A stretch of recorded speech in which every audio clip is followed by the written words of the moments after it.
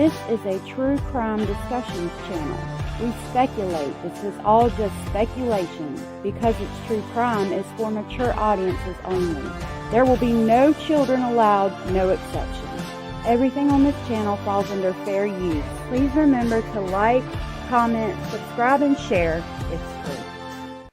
Hey y'all, it's so good to see you. Thank you, Cindy. Oh my goodness, for gifting 5 memberships. I'm not in my live today, so I will see who they went to real quick. I really appreciate you doing that. You're so sweet. You do that every day. I appreciate that so very much. Today's stream is going to be different. I'm not going to monetize it because I saw a documentary that I want to watch with y'all. So I'm thinking maybe if I don't monetize it, we'll be able to watch it.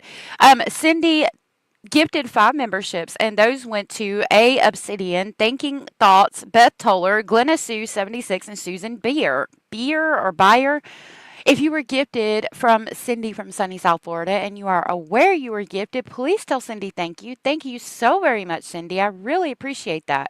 I will grab the crazy train and pick y'all up on the way to Speculation Station.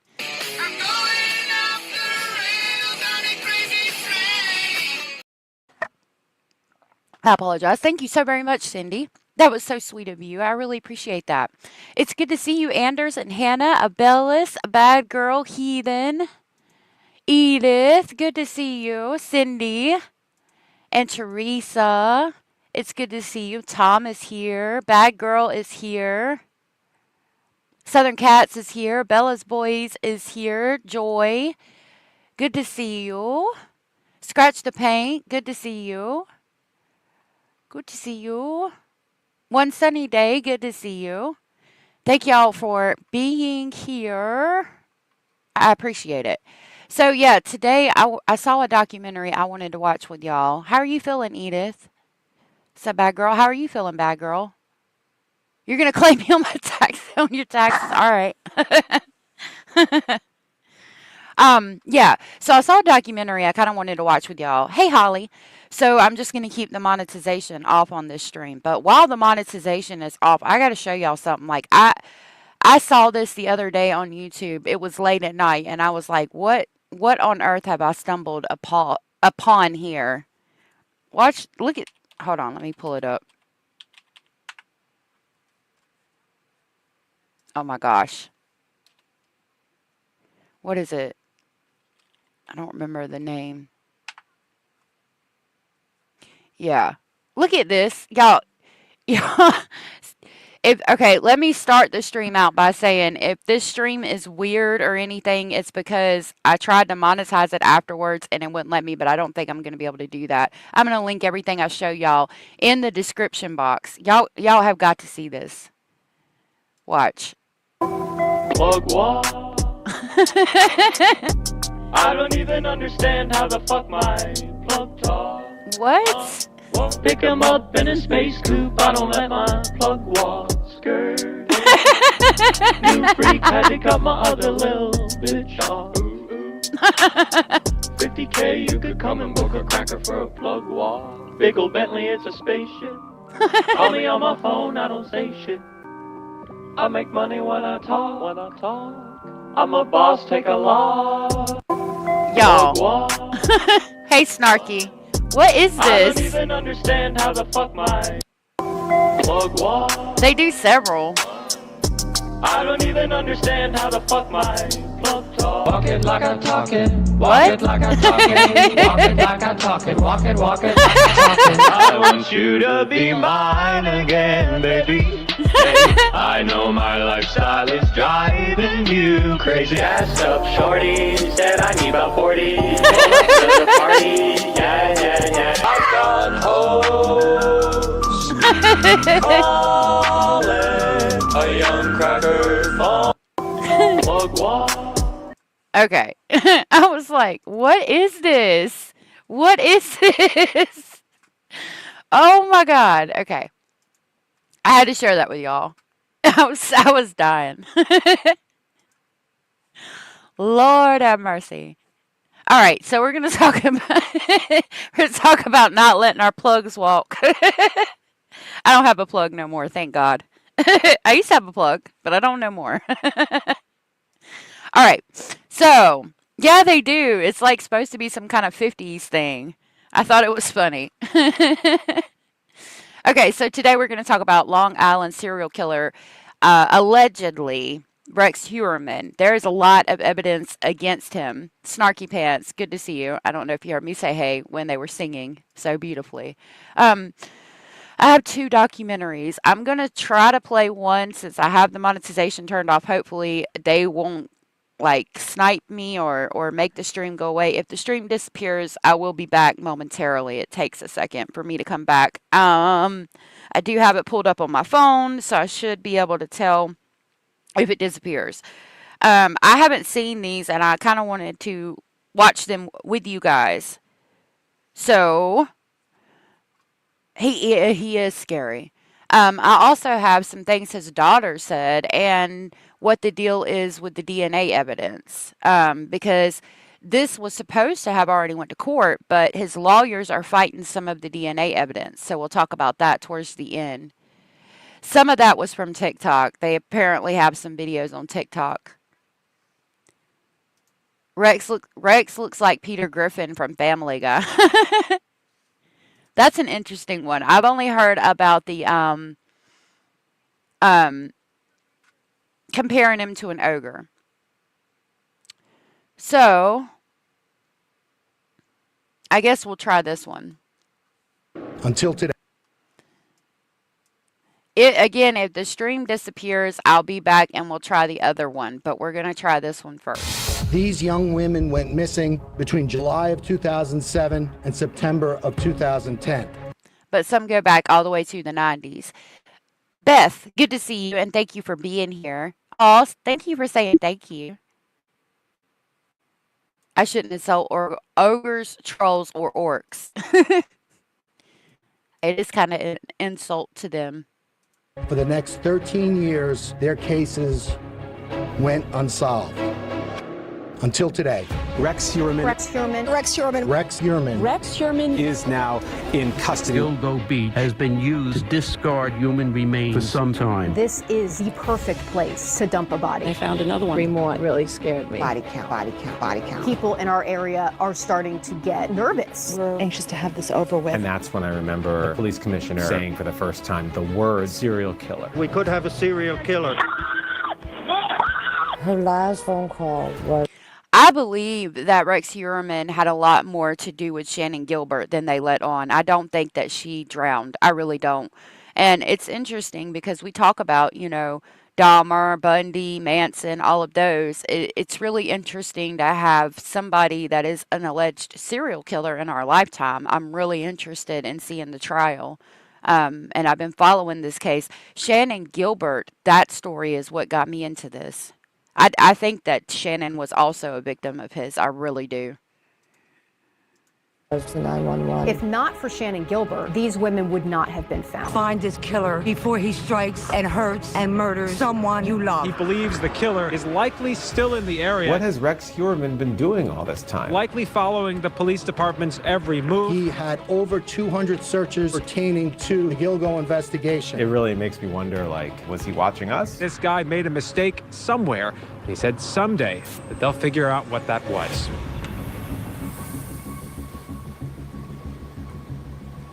So yeah, Anders said Grizzly read his user manual. It was awful. I regret that I didn't turn it off. We went through that a while back when it first came out. All the documents on his computer, and the things that he wrote, it was awful. It was absolutely astonishing. Hey Max, good to see you.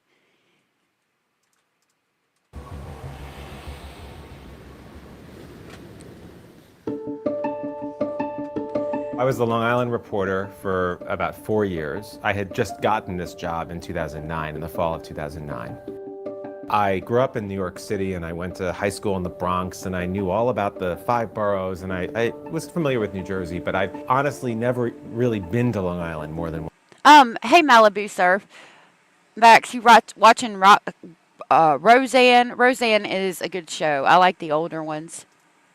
I questioned his wife's knowledge as to what was going on. It was stated she participated in sex acts too, but was MIA during the murders. Yeah, I think they've proven that most of the time during when he committed the murders, she was in Iceland or in other places visiting family. But yeah, it's been pretty much verified that they did have swinger parties back in the day, and one girl went missing from the swinger party, and I think she's either still missing to this day or was found deceased later. It's pretty crazy. Yeah, the Shannon Gilbert, she called 911 and said someone was after her, and then she ends up deceased. And her bodyguard is the one that took her out there, and she's like talking to her bodyguard, like, why are you doing this? And he's laughing. And like, even if she's like tripping on some bad substances or something, why are you laughing at her? Like, you can't. If somebody's tripping like that and they're scared to death, the last thing you need to be doing is laughing at them. And as her protector, he should have known that. Like, you got to try to calm them down, even if they are out of their mind tripping. Like, laughing ain't doing a damn thing to help. Hey, Michael. Good to see you. I'm glad that you're here. Once or twice in my life, and I got hired by Channel 7 and they gave me the Long Island job. And so it was interesting because I had to kind of learn it. And I was working every day with a photographer named Tony Saturno, who was my partner and is still to this day the Long Island photographer, has worked for this company for decades. Really smart guy who knows every inch of that bureau area.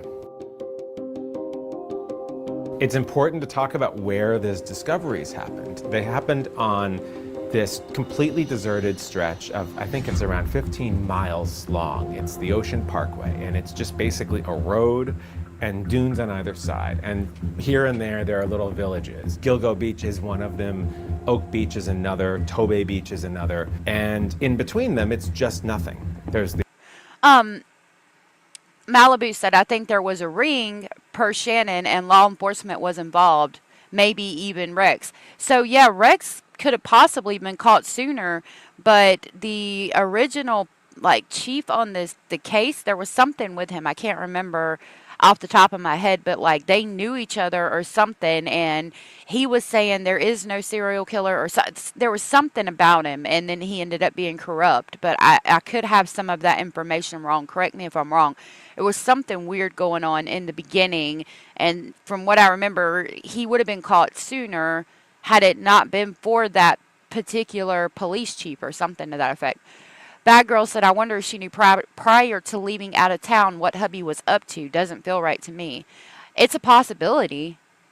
It's a possible speculation. A got change. Thank you for being here. Blessings to you too. I think he grabbed her too. I think he grabbed her and was so frustrated. Speaking of Shannon Gilbert, I think he was so freaking frustrated about her calling the cops and running around and knocking on doors and things that he just drowned her basically right there in the marsh, and held her head underwater, because he was so frustrated that she had gotten all this attention on her and he couldn't do what he wanted to do. I think that could be a possibility. Thank you. I appreciate that. A got change. Hey, Jenny Jen, good to see you.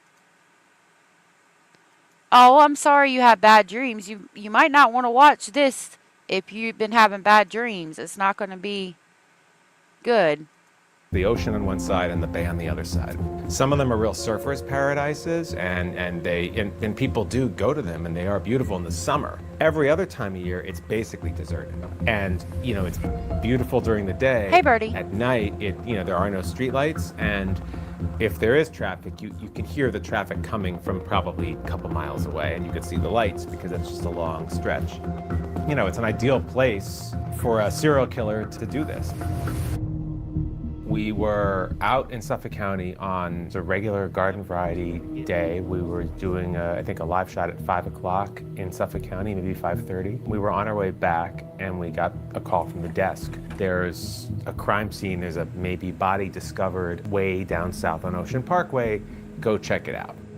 Everything on that barrier island is a solid 10 degrees colder than it is anywhere else. It's just cold and windy and punishing and just raw. It's pitch black, and there are 4 crime scenes along the beach. Every, maybe 30 to 50 yards or so, there was another crime scene vehicle. And That's crazy. So this area is dark, desolate. You can hear cars coming from a mile away and see the headlights. So if he was in the middle of doing something, all he'd have to do is lay down and be still for a minute because the grass is really up high and it's cold and windy and sharp and doesn't sound like a place anybody would want to be at night unless it's summertime when there's a lot going on. Hello, Jeepers Creepers. Good to see you. This was the news. This was in the news. Yeah. This is a documentary we're watching on it. I do want to let y'all know that are coming in. If my stream disappears, I will be right back. I've left monetization off so that I can try to watch it with y'all because I was going to watch it and I wanted to watch it with y'all. So if it disappears, I'll be right back and we'll watch something else. spotlights set up, and then another one and another one. And it was clear at that point that it was something. It was maybe 6:15. The news still had 15 minutes left. And we were going into weather and sports, and we wouldn't usually come up with breaking news, but the producers said they wanted it, and so we set up to do a live shot. The producer of the 6 o'clock news, Zahir, who is still the producer, told me he remembers that live shot. I remember a 6 o'clock newscast trying to get him on. We went to the story, and if you notice, the graphic wasn't even properly set up when we went to it. It's just at the very last second, okay, I see Josh up there, let's just do it. Hey, Cara, good to see you, sweetheart. We're following some breaking news right now. A body has been found in Oak Beach. Breaking news. Liz Cho says we're, following breaking news on Long Island. Crime scene. A body's been discovered. And police believe there may be other bodies out there. Liz remembers that. Everyone remembers that live shot because it was really messy on the air. The producer had gotten in my ear from the control room to tell me that breaking news was happening on Long Island. So there was this urgency to get to Josh to establish that live shot. We were having technical problems. We have a signal. We don't have a signal. We have a signal. We don't have a signal. Apparently we... Hey, Lorraine. Lorraine said he started long ago and his relatives have some shady backgrounds. That brother, I think it's a brother, that lives in South Carolina scared me too. And then he sold the vehicle to the brother. I need to do a breakdown of this and put a video out because as long as this trial's not going on during Maddie's trial, I'm covering this trial. Because I'm going to be watching it. And there's probably going to be quite a few. I lived in this area, grew up on Long Island. When I was dating, I had codes with my friends to know I was safe on the date. Granted, I'm not a lady of the night, but it was still a fail-safe we created. That's a good idea. We should have that with anybody and everybody, all our friends, just to make sure we're safe. Yeah, because there's crazy people out here. You think he is someone's apprentice? You talking about Rex Heuermann? I would think he might have had an apprentice, and maybe he was at one point in time. I mean, it goes all the way back to the 90s. He's calculated. He's narcissistic. He's set and wait and would go years without doing it. He built up to it. He perfected his craft. He's a narcissist, and he's a perfectionist, and he's OCD, in my opinion, in some aspects.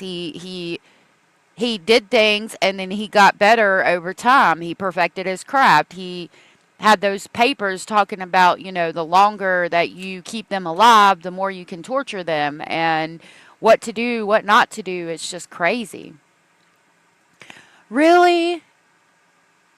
Oh man, I'm going to be so upset if they don't televise it.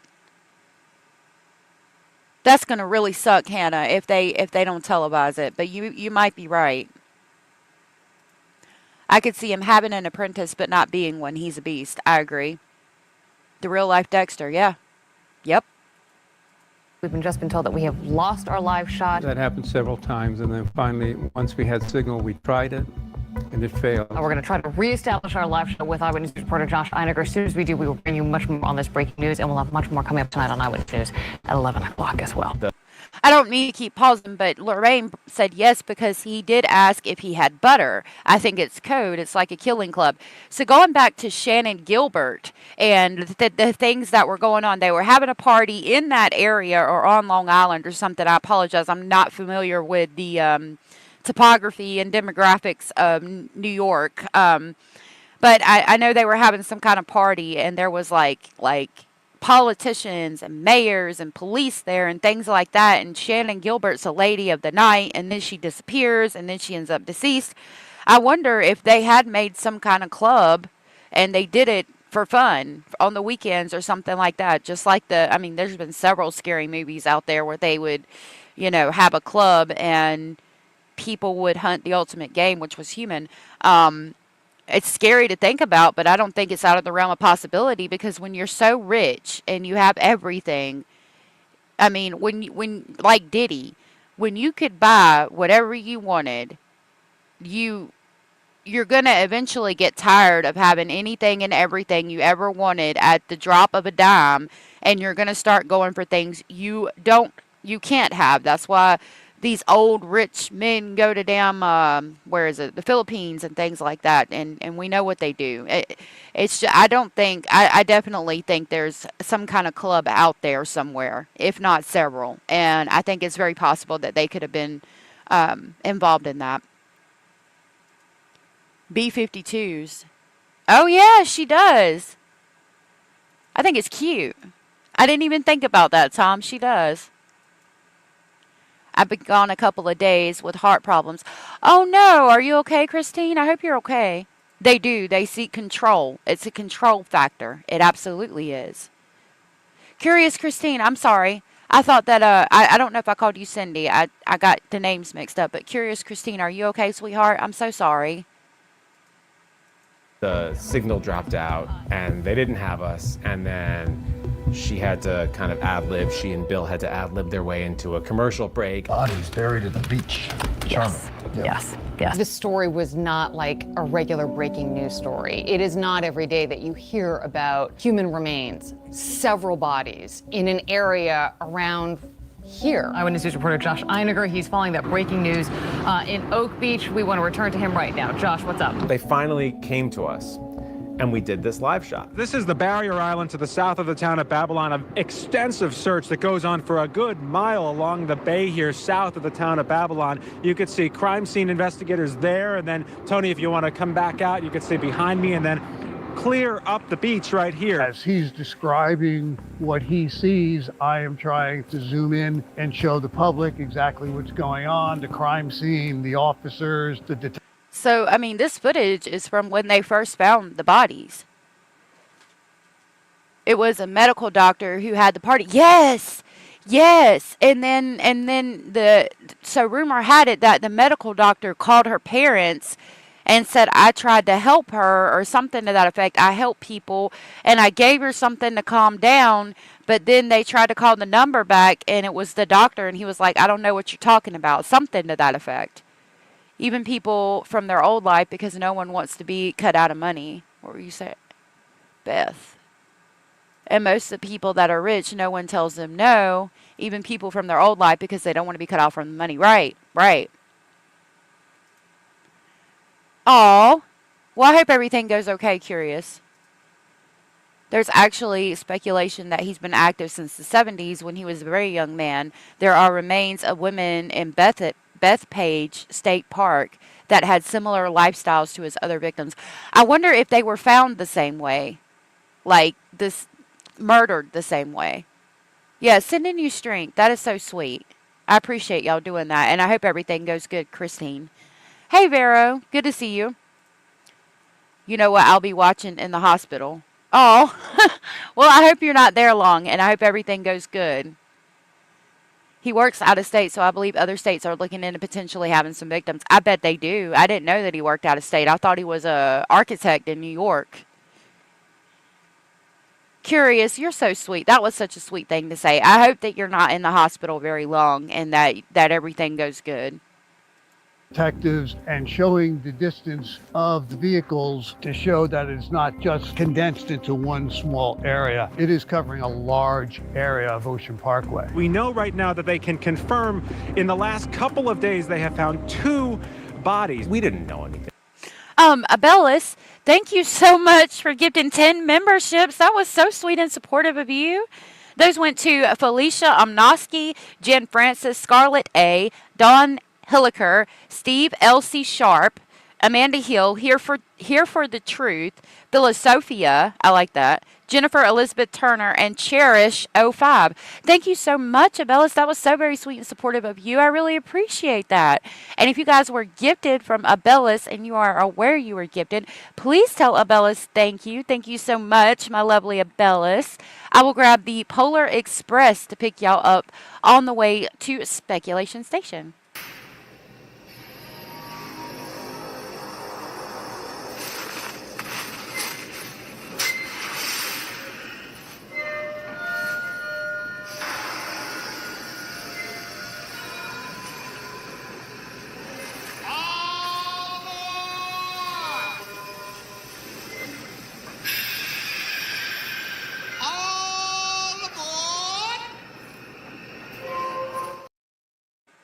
Thank you so much, Abellis. I really appreciate that. The person is extremely reputable. Oh, I'll send you some information, and someone who has been following this case since it broke, they can get you information. They are always, oh, really? That would be super cool, because I'm really into this case. I'm going to be so heartbroken if they don't televise the trial. That was so nice, wasn't it? So sorry. Oh, Abellis is so sweet. Thank you, Abellis. Thanks, Holly. I feel so much better already with such awe. I'm so blessed, too, to have such awesome support from you guys. You're so sweet. Y'all are so sweet and kind to each other and loving. I love it. Hey, Lori, good to see you, sweetheart. At the time, all we knew is that there were, human remains found. We didn't really know what. There had been the discovery of human remains 2 days earlier on the weekend that we'd gotten tape of the crime scene, but we hadn't really covered it all that extensively. We believe skeletal remains, one on Saturday, one today, and we're told possibly more remains, the remains of more bodies on the beach. We'll continue to follow us throughout the night. A full report on Eyewitness News tonight at 11. Zahir told me something fascinating. He said he just knew he wanted to get it on the air because to him it seemed like something big and that he would regret not jamming it into his newscast and not. I mean, when you go out there and you hear that there's multiple bodies that have been found, yeah, that's pretty damn important, and you damn sure want to get that on the news as a news agency. Hello, my love, Hilsandra Firelight. Good to see you. It must be a week for medical issues. You got some medical issues too? I'm sorry.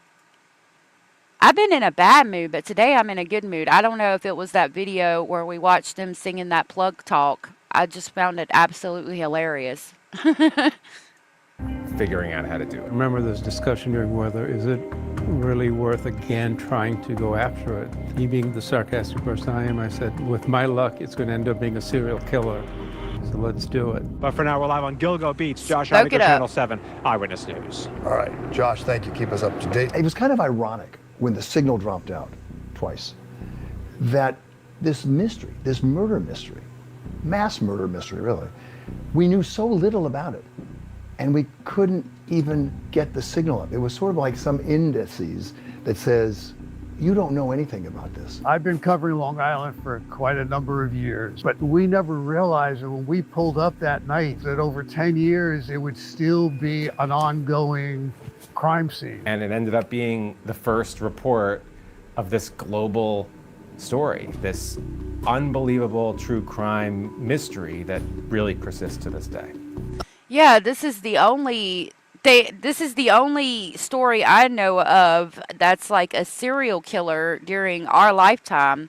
I know there was that man, Lord, I don't remember if it was in Mississippi or Alabama, but he killed ladies of the night. I don't think that was too awful long ago. I think there might have been one or two other ones, but they weren't as mainstream as this. This is the only serial killer. Like when I think of a serial killer in modern day time, I always think of Rex Heuermann or LISK, Long Island serial killer. I mean, because they date back, like they've said before, some of the bodies go back to like 1994. And again, that party where the girl disappeared from, that was like a swingers party, was like, I do believe in the 70s or 80s. And she went running naked from the house and was never seen again. I think he's been doing this for a really long time. And the fact that he was able to keep his professional career to the like to keep his shit together long enough to get a degree in architecture, and not only that, like work in New York City, getting paid millions of dollars more than likely to do this architecture work in New York City. Like, wow. This man is methodical, he is narcissistic, like all of the things. It is crazy. Yeah, he's LISK, Long Island serial killer. Yep. Hey, Teresa. Teresa said, I'm older than you. I'm pretty sure there were some in my childhood. Probably. Probably. Yeah, he was prolific. Psychologists will be studying the ogre for years once he's in prison. He's very smart. He really is. Especially, I mean, to do this for so long and not get caught. But again, I do believe the police were involved. Some of them. Oak Beach tonight, looking more like a gruesome cemetery. On Saturday, a canine unit on a training exercise here uncovered the first body. Investigators trying to determine if the skeleton belonged to a young person who was reported missing earlier this year. When search teams returned to the same location today to look for more evidence, they found instead 3 more bodies stuffed in these brushes. I don't think I was ever prepared for what it was going to look like when I got to Gilgo, how truly isolated and eerie it was going to look like. Police discovered 3 more bodies yesterday at Oak Beach, a remote barrier island popular in the summer. I was new to Channel 7. I was from Texas. It was the most cold weather I've ever experienced in my life. Like, it sliced through me. All of the remains were stuffed in the bushes along an isolated strip of waterfront property. I think we got... So I don't understand, and maybe, Cara, you can help me understand. Okay, if this is a beach, right, that people go to, especially like from what I understand, people will come from New York and go to Long Island for the summer. And there's a beach. I mean, I imagine that's a lot of people. I imagine Gilgo Beach is probably popular, as is Oak Beach and the other beaches they mentioned. How is it that these bodies were there for so long and absolutely nobody found them? Like, on a little peninsula, from what I understand, it's like they were saying, it's like a peninsula type thing, or you know, there's like water on both sides, and then it's just a flat stretch of road that's, you know, miles long. Like, how were they there and nobody found them? Oh yeah, there was one living in Alaska. That's right, Veronica. That was another one. I don't remember his name. The 1970s and 1980s are often considered a peak period for serial killings in the United States. It doesn't surprise me. I think it's harder to not get caught nowadays. I was just going to say that, Veronica. It's harder. During that period, you could do things, and it wasn't as easy to get caught. But now, like Vera said, it's harder to do things and get away with it. The psychology of someone who enjoys the suffering of his victims is mind-boggling to me. It's sadomasochistic. It really is. But how can Huerman grows up to be like that? His father died when he was 12, and he was picked on at school. Those probably have had lasting impacts on him, but it could be something from birth. He could have just been born bad. Man-made. That's what it is. I always get confused, LISK and List, John List from Annihilator. I don't know about the John List. I'll have to look into that. He is. Yeah, Israel Keys. Thank you, Israel Keys. But he wasn't, I mean, he got that girl, Israel Keys got the girl in the ice cream, or the little freaking pop-up coffee shop. But I don't know much else about him. I need to look into Israel Keys, but he's not even as prolific as Long Island serial killer. For breaking the waves or something. Yeah, like, I don't understand how those bodies were never found there. I really don't. For so long. Got there at 2 o'clock in the morning after they found the first 3 bodies. And even though there were a number of crews out there, it still seemed very, very isolated. You just could not make up the story. You could not make up the weather, just the entire environment at the time. It was just spooky. It was really spooky. Whenever I think of this story, I just think I'm cold because it was so cold. We're here at the scene of this very disturbing discovery over the past couple of days. The day after that first report, I actually drove out and met Tony there, and it was really cold. There was snow on the ground. 4 bodies just in the last couple of minutes. We have seen just off in the distance a cadaver dog that was brought out here really in the last 10 minutes to continue the search because police do not know if there are any more bodies out there. And that's when I remember the police commissioner saying for the first time the words serial killer. We're looking at that. We're looking at that we could have a serial killer. Now, when he said that, the public is going to go wild. They're going to be scared to death. Everybody's going to be locking their doors. I mean, that's a phrase or a combination of words that you have to be very, very careful using. And you see how many bodies there had to be before they would even consider saying that there's a possibility of it being a serial killer. Veronica said, it would be interesting to see someone talk about the psychology of serial killers, what they all have in common. It's super interesting. It really is. That's what got me in true crime. I always wanted to be, I've said it before, like, what is her name? Oh my gosh. From Hannibal Lecter. Anyway, the one that talks to serial killers to understand their wiring and why they do the things they do. I find it really interesting. Hey, Beth. Israel Keys had killing kits all around the place, and he randomly picked victims. That's crazy. I don't know much about him. Rex is like the ugly version of Ted Bundy. It's really fascinating that he's one of the only serial killers of our time. It really is, Jeepers. It really is. Yep. Craigslist and, mainly Craigslist and things like that. You could go on Backpage back in the day and find ladies of the night, and he would find ladies of the night. Israel grew up sheltered, then he left and joined the military. See, I don't know much about Israel. Clarice, thank you. Yes, I wanted to be Clarice for so long. Like, I'm fascinated in what they all have in common and why they do. What has to happen to make somebody not value human life like that and just dispose of it and most of the time find hurting people and inflicting pain erotic. Like, what is wrong? How does that happen?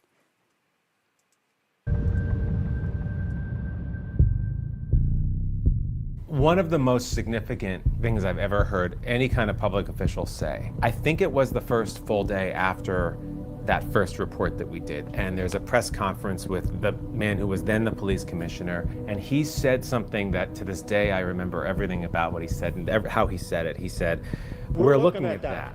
We're looking at that we could have a serial killer. And it was something about the syntax and the way he phrased it. It was in response to somebody said, is this a serial killer? And to this day, so many years later, symbolizes, the moment that it was clear that this was something enormous. I don't think. Birdie said, how is he not connected digitally to the women he met online? He would buy burner phones. They do have him going into stores and buying burner phones. Now that's, this time period. What did he do? How did he find them in 1994? Did he just drive and pick them up? And that's why people, unfortunately, target ladies of the night, because they can just drive down the road and pick them up, and there is no evidence linking them. It's really sad and scary. The guy out of Boston killed ladies of the night off of Craigslist. Yep. There was also the Craigslist killer who, I think he would hire people to come work his property and kill him. Cara said, I had a podcast that breaks down Israel Keys if you want to listen to it. Heck yeah, drop it in Discord. I'll check it out. Hey, Wendy. Jones Beach is the more popular destination spot, which is before Gilgo. On the map, you can see how more desolate it is in comparison. Okay, so is Gilgo Beach just not used that often? And when we bring up the maps, which I've looked at before, like, I just don't understand. They seem kind of close to the road, so I just don't understand how nobody ever found them. I mean, it's just crazy to me that there's a beach where people go to hang out, especially in New York. Like, New Yorkers go. There's a lot of people up there, and nobody ever found it. Any of them. Hey, horse lover, I'm still not convinced that he acted entirely alone. I'm not either. I think for some of the crimes he had help. His digital footprint is what eventually got him caught. Yep, and they got the pizza slice outside from the trash can in New York when he threw it away, which I feel like is going to be hard to pin on him, but you know. Gilgo is part of Robert Moses Beach. It's more for surfing. Wow, okay. So maybe that makes a little bit more sense. Like people aren't out there walking around and, walking trails or, going into the grassland to let their animals use the bathroom. Like it's not a real popular spot. Y'all, you and Wendy are helping me understand. I appreciate that. You believe it's swampy? Maybe. They were in high grass, though. People would be on the beach, not in the brush, in my opinion. Yeah, but I'll go, like, personally, when I go somewhere, even at the beach, like, I'll walk in the tall grass and everything. I'll look for seashells that have washed up during storms. Some more like the wetlands. Let's pull it up real quick.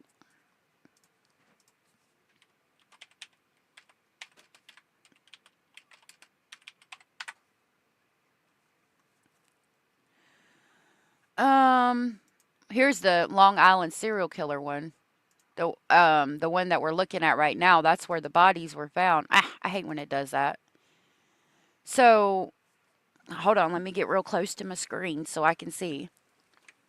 So you have it shows where all the bodies are. Like Oak Island, if you were coming up from, I'm going to try to do it with my mouse. If you were coming up from where Amber Lynn Costello was found, right? And you're walking what I assume to be these roads right here, these lines that look like roads. If you're driving or walking up and you're going to Oak Island, how would you not see these people on the side of the road? I mean, to be fair, this is the beach area, and there's not really a lot back here behind the beach area, so maybe that's why a lot of them weren't found. It doesn't appear to be real swampy. Okay, and then this is going to show the roads. Hold on, let me see what y'all are saying. Okay. Miss Honeybee, good to see you. I grew up there and know the terrain extremely well. Spent summers at Jones Beach. So, do you think that it's weird that nobody found the bodies lying where they were? You want to click that link of the actual beach. Okay, hold on. I have to pull it up on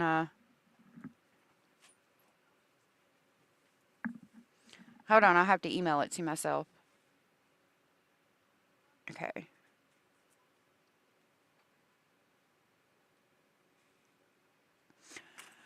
Okay, I have to give it just a second and then I should be able to pull it up.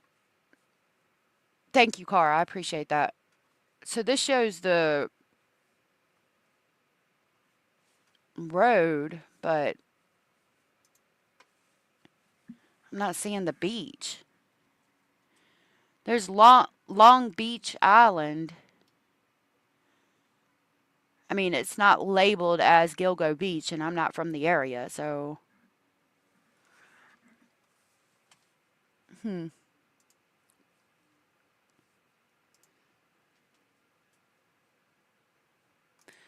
There's a better picture of some of the victims. I'm going to try to pull up this email real quick.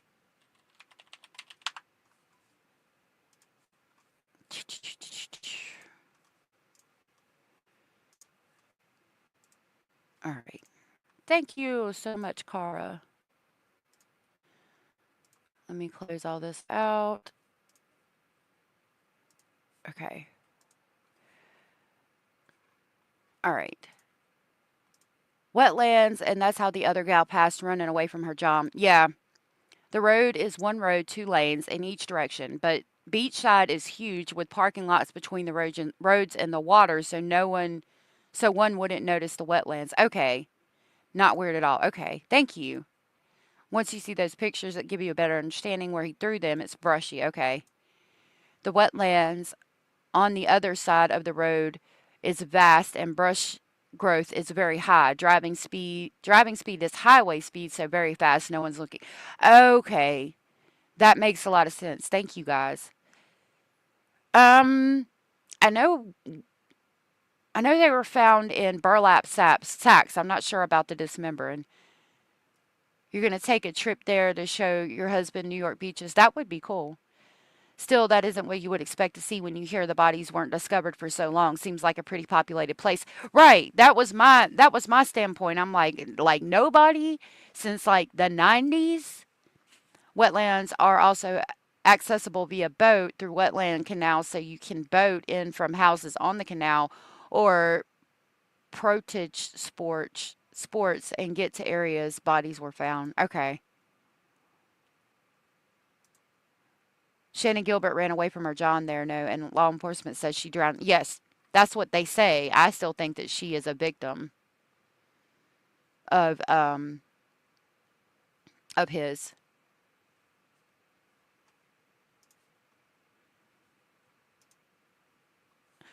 Okay. So this is a better image. I mean, there's the houses and you can see like yeah, that grass appears to be pretty high. I mean, because you got to think you can see how small those houses are in comparison. Wow. That's interesting. Um, hold on. Oh, it's not letting me share it now. Hold on.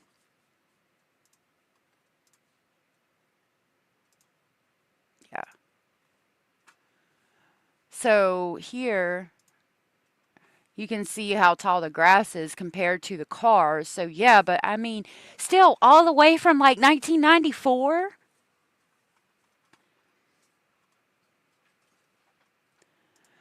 Wetlands are, oh, yep, I read that. Shannon Gilbert, yep, I read that. So bodies could have been dumped by boat. Maybe. I think that's what they're saying. The road is pitch black, no streetlights either, and it's pretty desolate at night. Yep, they were talking about that. They are also expensive areas and homes there, very rural, busier area during the summer months, beaches packed. Right, so that's why I was like, and we still found nothing for so long? Also, a throughway from towns in Nassau County to Suffolk County. So if you're going from Nassau to Suffolk, you have to travel through there. Do we remember the guy who was a suspect at first because of the sack?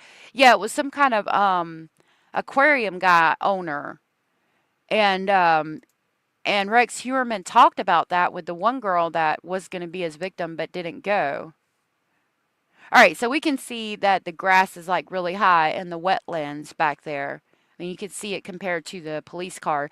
And yeah, it's 2 lanes like that, so they're going to be traveling pretty fast when you have the road like that.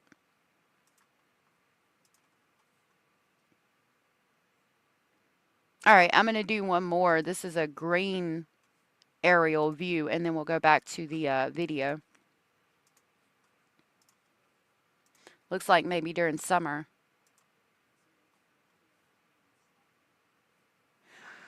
So yeah, you got the roads like yeah, you're going to be traveling 60 to 70 miles per hour probably on those roads and you can see all of the wetlands and yeah, that's like like if you step in it, you're sinking. These nuts. Good to see you. Thank you for being here. Hey Becky, thank you for being here. I was just watching this Sunday night Gilgo Beach homicides. The wife is sticking to her man. I think they got a divorce, but I think other than that, yeah, she supports him. No one really goes in the wetlands there. Everyone goes for the beaches. Jones Beach is main attraction on Long Island, but everyone is on the beach side, not the wetlands. Okay. Okay.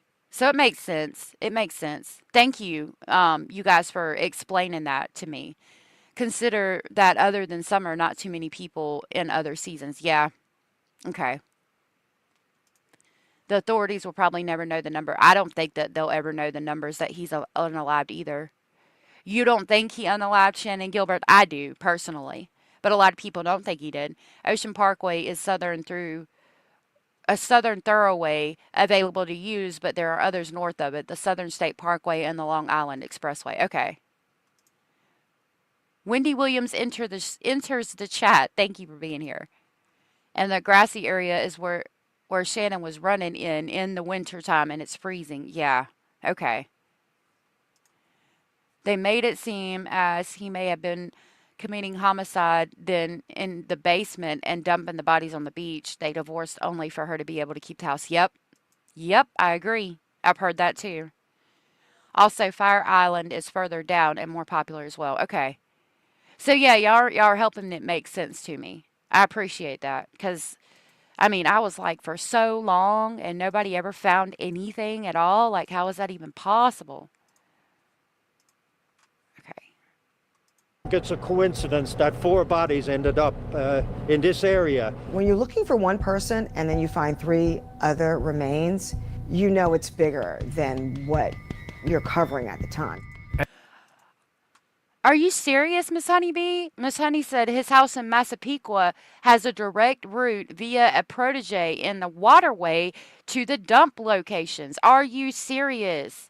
So there's a way to get from his house through on the water in a boat to where the bodies are dumped? Really? That is insane. How much? Does he have a boat? I'm gonna be asking Google. Really? That's so cool, Abellis. I didn't know that.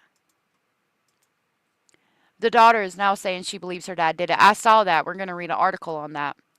One of the reasons that no one ever found anything was the corruption and stuff. Yep, I was talking about that and I couldn't remember exactly. I think they might have been involved.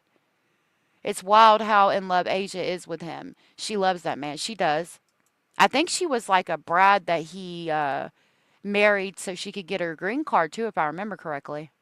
And then we'd have these updates, and they were typically on anniversaries or whatever, and I think it belies the dysfunction at the top of the police department at the time, because they clearly didn't know whether it was one person or 2 people or 3 people. Anything is possible at this point because there's so many unanswered questions. There was a lot of speculation because it's still a remote area. Maybe more than one person used this as a dumping ground because it was that isolated, the weather conditions were that extreme out there. I don't want anybody to think that we have a Jack the Ripper running around Suffolk County with blood dripping from a knife. They told us all of those things over a course of many months. They said this is a serial killer. They say definitely the work of a serial killer. Then they we're about to do that real quick. So we need to Google his house in Massapequa to Gilgo. So let's see what we can pull up. Heuermann. Massepequa. They should know what I'm saying.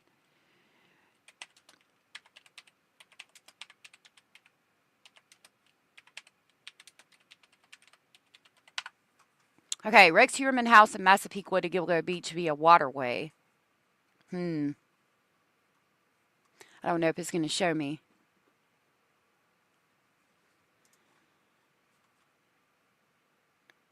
Dang it. Okay, so I'm going to try to pull up a map. Hold on, let me pull this back up for you guys.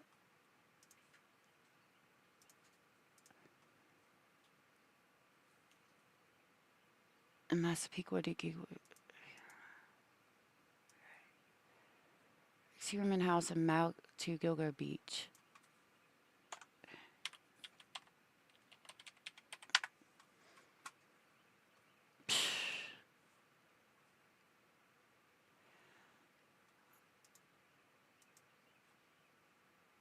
I don't think I'm going to be able to get it.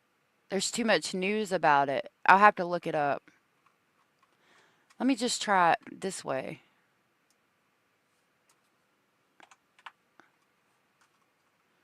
There we go. Duh. Duh, allegedly. Hello. Okay, let me see if I can make it big. Yep. It is 21 miles. Okay. So his house is right here. And then we have like this lake here. You could get in that lake and you could go downstream. That would be under the bridge. You could go all down here, and you're out in the waterway. So he could come allegedly from his house to the lake, put in at the lake, travel through the streams down south, come out at this waterway and go, what would he have to do? Come out of this waterway and go this way. And yeah, he's right there. He has a whole boat, though. I don't know if he could travel that creek like that. No doubt he did. He absolutely did. Didn't Dennis Rader say this killer was like his twin? I'm not sure, but that's interesting if he did. From my understanding, there isn't a waterway. He was in Massapequa Park, not Massapequa. Okay, so let's try it this way then.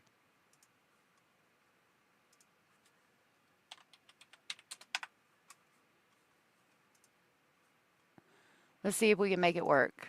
Ah! So he's in Massapequa Park, which is here. I mean, he'd have to drive a little ways, but he could come out of the house and drive to, again, this lake area here, and then put in at this lake and drive the creek to the lake, come through here, this waterway under this bridge, go down this waterway right here, come out here, and then go from coming out here to over there. But he still would have to travel a little ways because that area is not, it's like, pretty boxed in. I saw the Killing Season and Recall It documented this before they knew who it was. One mother was relentless about finding her daughter's killer. They also theorized probably 2 killers at that time. I think during some of the homicides he did have help. I really do, but not all of them. Hey, Kat and Mad Lynx. Good to see y'all. I can't imagine living in that house after all that. I couldn't either. The negative energy, hell no. There's not enough white sage in the world for me to burn. Where's the nearest boat dock or ramp entrance to the wetlands where the bodies were found? Let's see.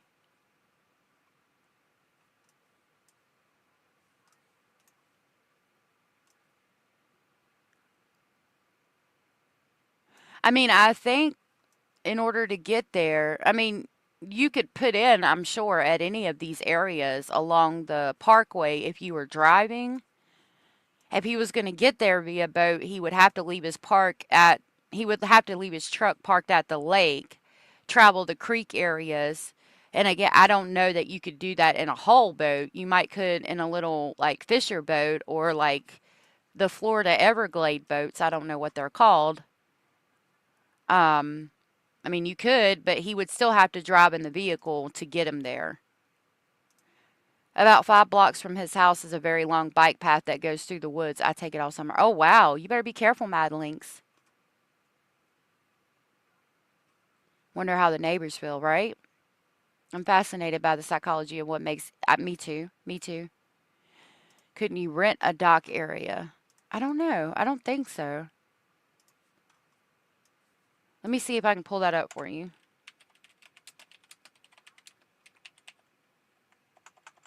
Where is the...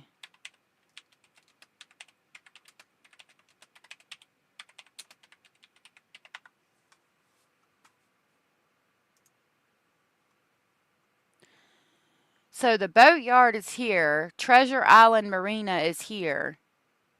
And then this is Massapequa, which that's North Massapequa, so he's coming from over here. All these red dots are some kind of boat area. Yeah, boat docks and things. So the nearest one would be Treasure Island Marina, I would think, to him in Massapequa. Hold on, there's little red dots. There's Cedar Creek Park and Bay Marine.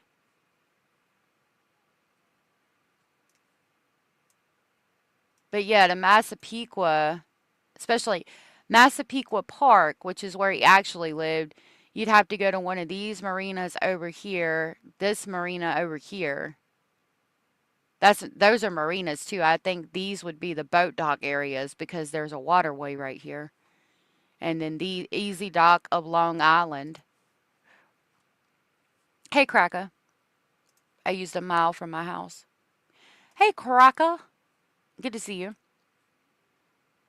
Looked like he was or is a hoarder. He was, yeah. They suggested that. He made all that money but never worked on any upkeep of his own home. No, because he was too busy planning out all these homicides of these innocent women. The damn ass-tard.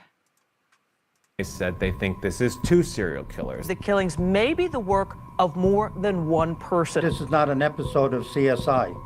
This is an intensive, long-term investigation that includes the use of sophisticated technology as well as good old-fashioned detective work. Then they said they think this is 3 serial killers. A short time ago, police said the bodies found dumped at several beaches are the work of at least 3 killers, not one. And what is now very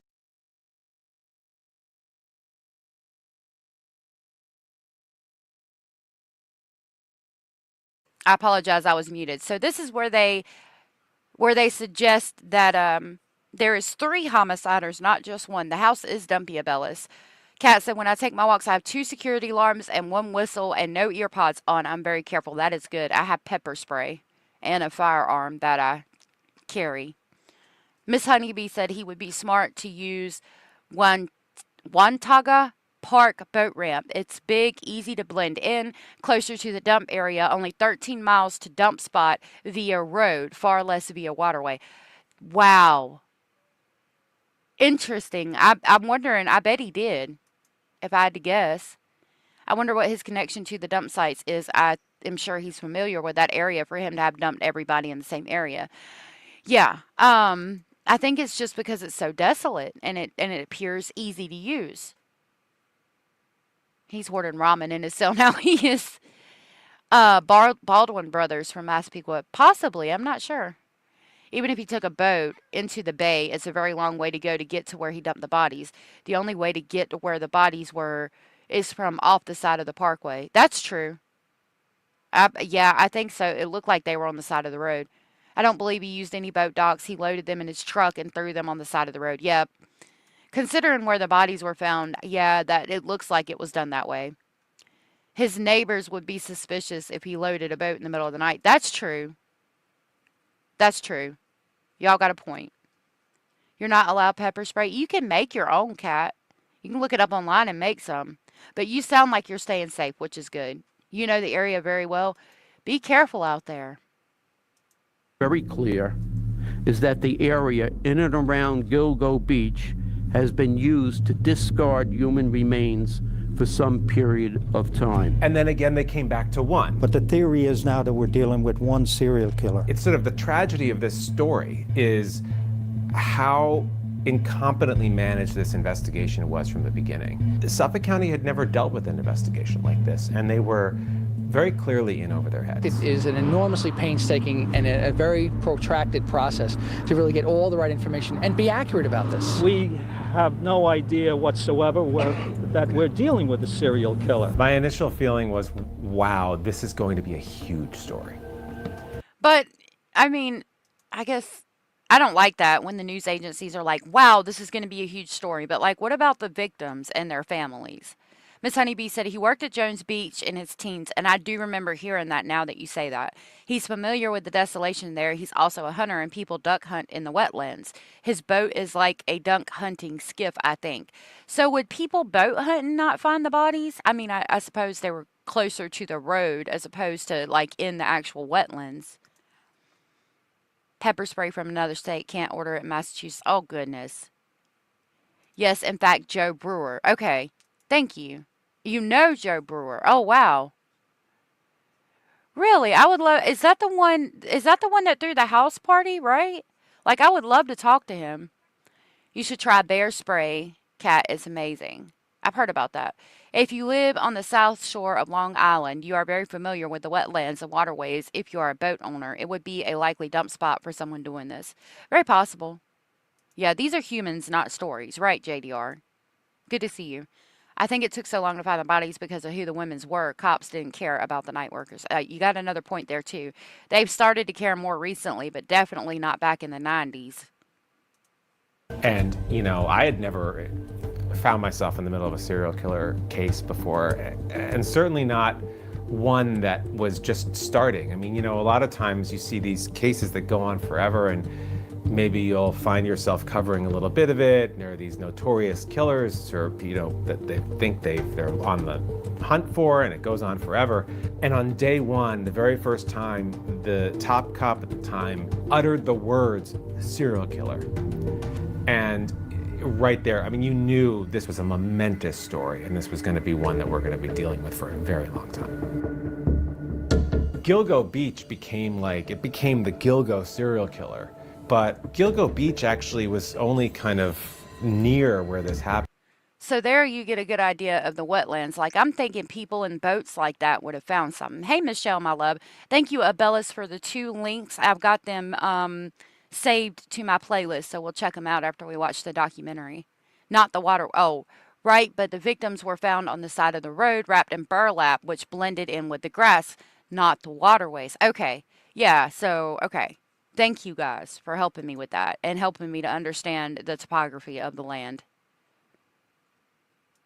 It was sort of the closest small village, but it really gave Gilgo Beach as a community a really terrifying name. There are people who do live there year-round, and now they're known around the world as this like town of horrors. In a place like this, people say, hey, do you have a dozen eggs, because I can't get to the store because they closed the Ocean Parkway again. Such as Yeah, I remember seeing that lady talk, and there was law enforcement that didn't want this case to get the attention that it did, and I speculate, and it's purely speculation, that maybe some of them were involved. Clients were political Johns and law enforcement John. Yeah, a lot of them are. Unfortunately, there's a lot of lawyers and politicians. You ought to see some of the blacklist. There's a movie on Lifetime where a girl that did that had a blacklist, and she ended up turning it over, and it was like, you know, yay at the end. Everybody's saved and everybody's happy. I can't remember what it was called, though. Yes, he had the house Shannon Gilbert was. Yes. I would love to talk to him. His mom owns a lot of commercial real estate, and he ran a liquor store and a bar, and I was a delivery driver to both places in the 90s. Oh, man, I would love to talk to him. Like, I would love to know what happened that night. That would be so cool. If you could get him to talk to me, email me, Mad Links. Bellis, I'm going to grab that link in just a second. Thank you, sweetheart. I appreciate that.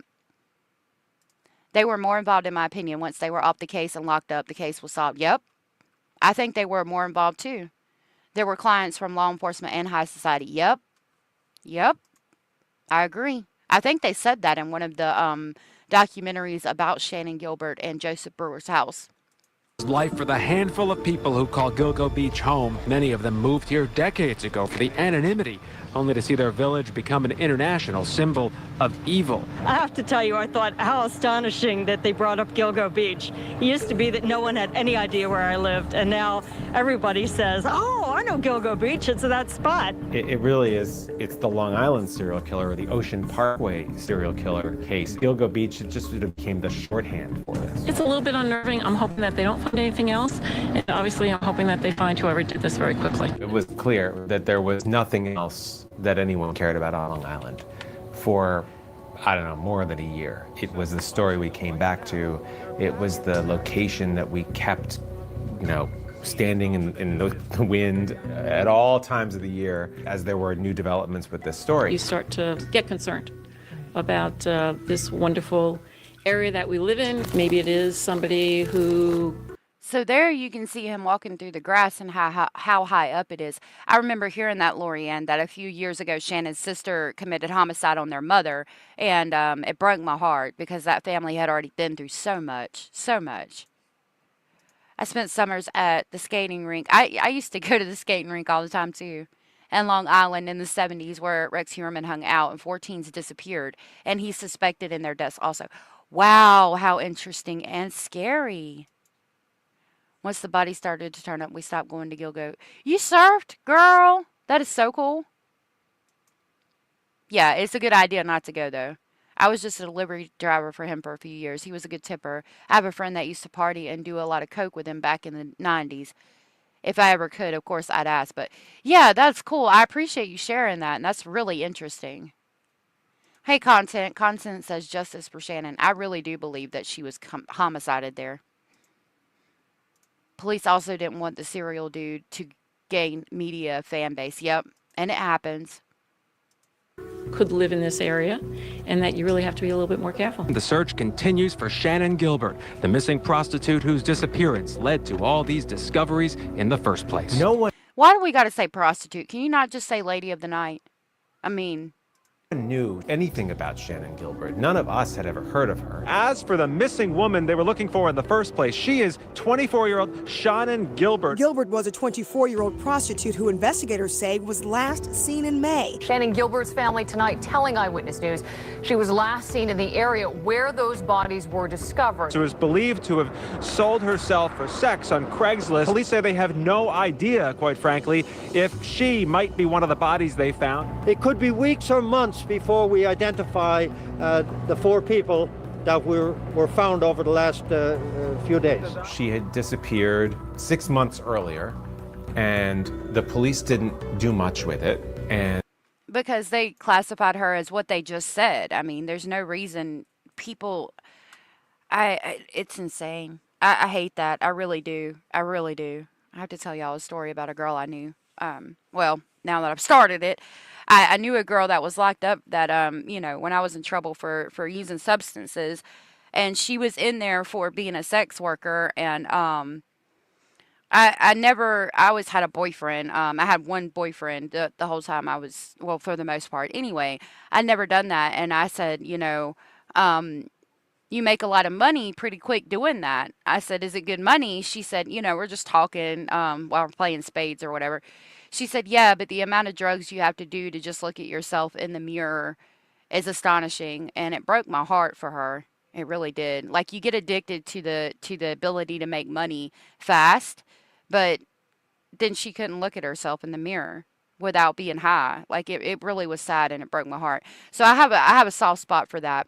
And back to Shannon, regardless of whether she was committed, the homicide was committed on her by Rex or not, which I believe it was, she still is the catalyst that brought all of this together and helped all of these other people be found and brought this to life.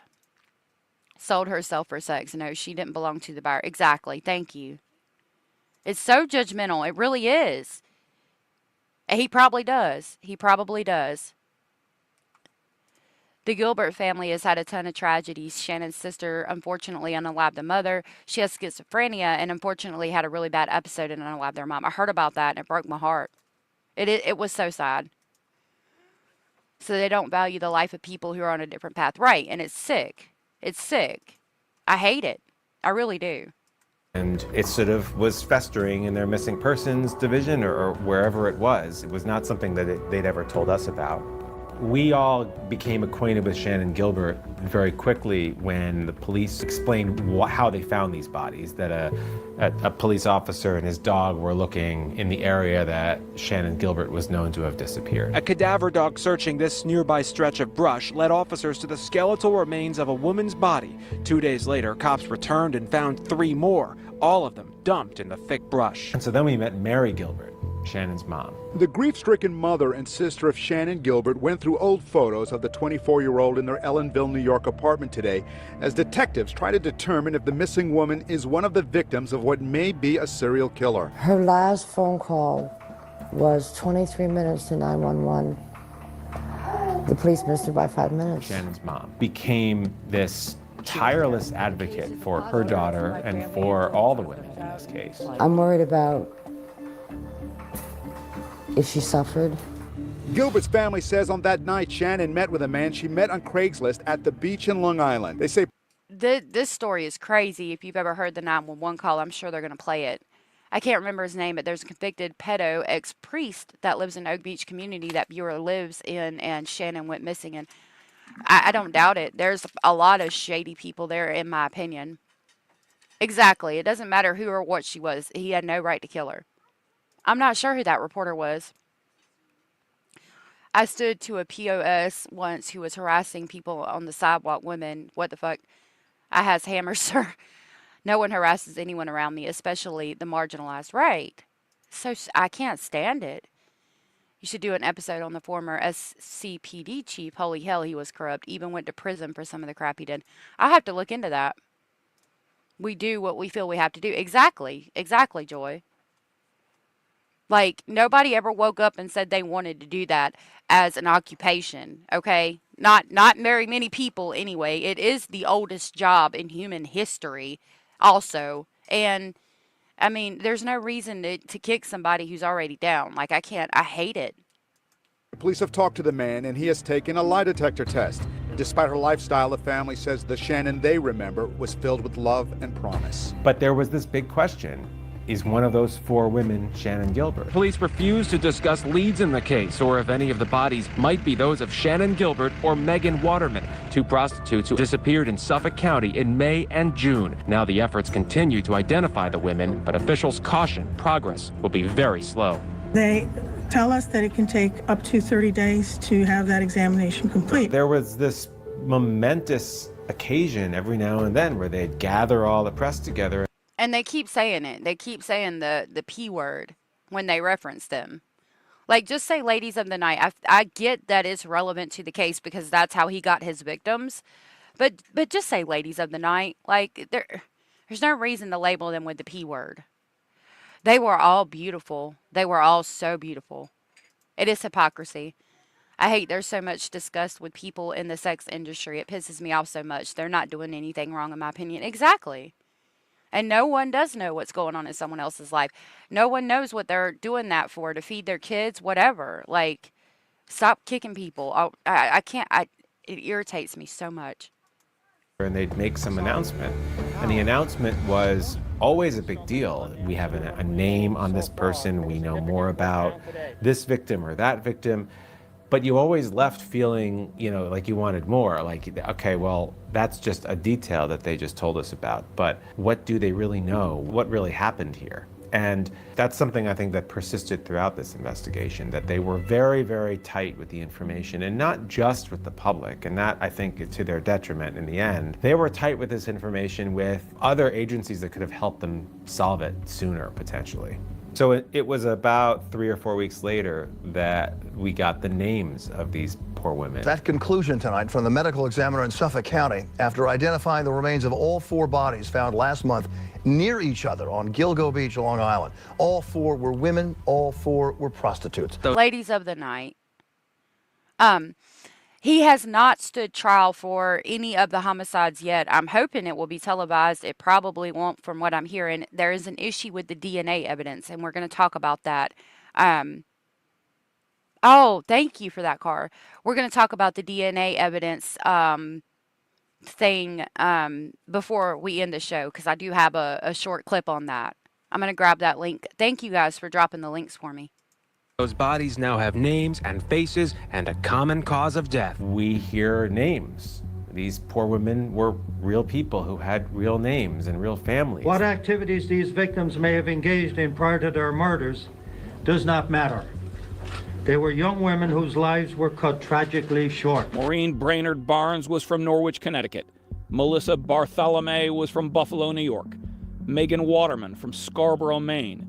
And Amber Lynn Costello was from North Babylon on Long Island. Investigators say all 4 women were prostitutes who advertised their services on Craigslist, each of them vanishing sometime in the past 4 years. Police say the women, all in their 20s, were murdered elsewhere, dumped by their killer along the side of Ocean Parkway on this windswept section of Gilgo Beach. I think he committed the homicides in his basement, in that room off from it that was soundproof. Cara, I grabbed that link, and I had thought about going on that website to get stuff for this, but I was like, well, we'll just watch a video today. I won't read through the timeline, but I appreciate you sending that to me because I meant to get it earlier. I live right in the Bible Belt. It's ridiculous. It is. Yes, please hit the thumbs up if y'all don't mind. I appreciate it so much. Hey, Julianne, if there wasn't a market for it, it wouldn't be a profession. Amen to that. Amen to that. Opened up all new kind of lines of reporting, and their families started talking. I convinced myself it wasn't after a week. You know, we didn't hear back from the DNA. I just said it's not her. They would have called us if it was her. It's sad. And I just wanted to get a chance to see where my sister was. Bartholomew vanished from the Bronx over a year and a half ago. Back in Buffalo, her family has endured a heartbreaking wait. They talked to a local news station in September of '09. If anybody has seen my daughter, please contact us. We really need her to come home to us. We all love her and miss her. Took my sister's life from me and my family's. I just can't believe it. Just can't believe it.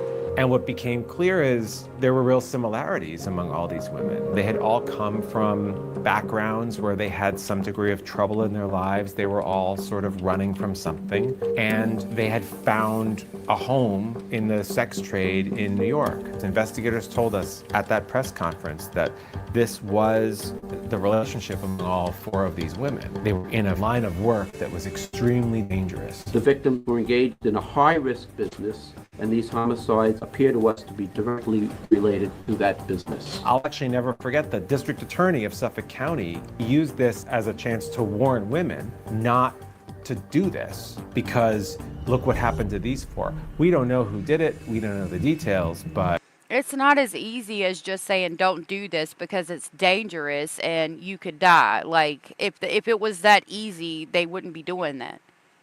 Seriously, that's why it should be legal, so that there can be some rules set and a way to keep people safe. Exactly, Birdie. No matter how effed up or drugged up I used to get, I think being chased by a murderer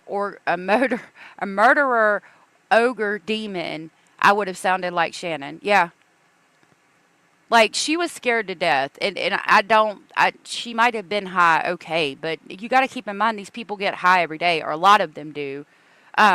More than likely, anyway. I'm sure she was using. I think they talk about her using. I didn't mean to sound any type of way when I said that. I just, from, knowing people, that when I use substances, a lot of people did. So regardless, if she's on substances like every single day, she's not going to be that messed up. And she's not going to be so messed up that she's running for her life and drowns in a marshland. I mean, I just find it hard to believe.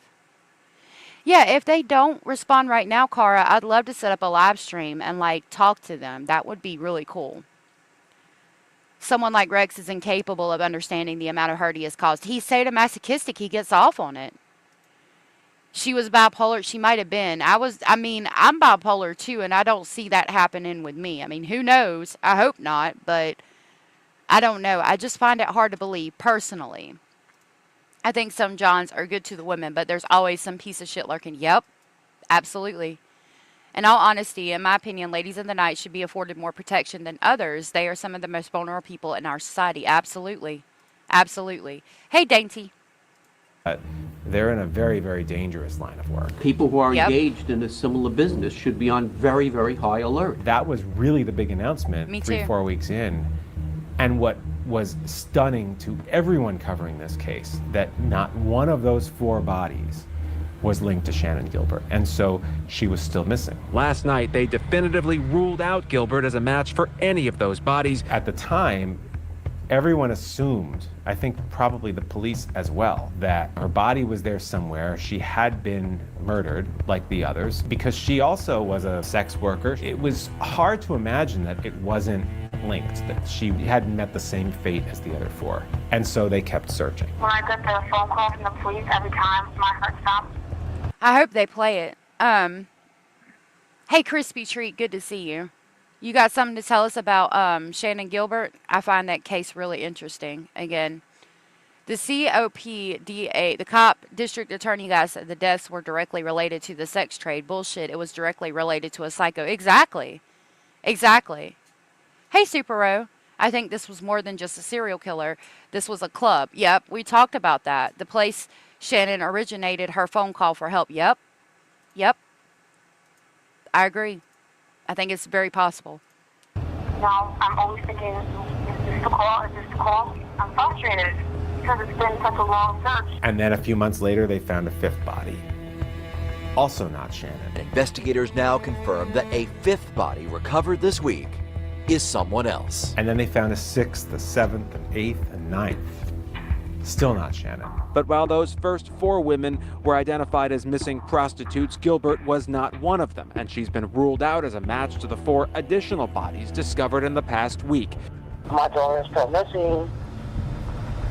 We don't know where she is. It's connected, and I wish they would just do their job faster before any more girls get hurt.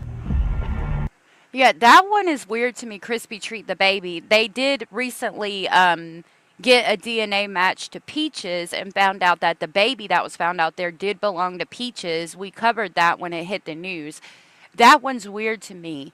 What did Rex Heuermann, like, how did that go? Was she like, well, I have my baby with me, and he was so just hard up for wanting to commit a homicide that he didn't care and he killed a freaking baby? A toddler?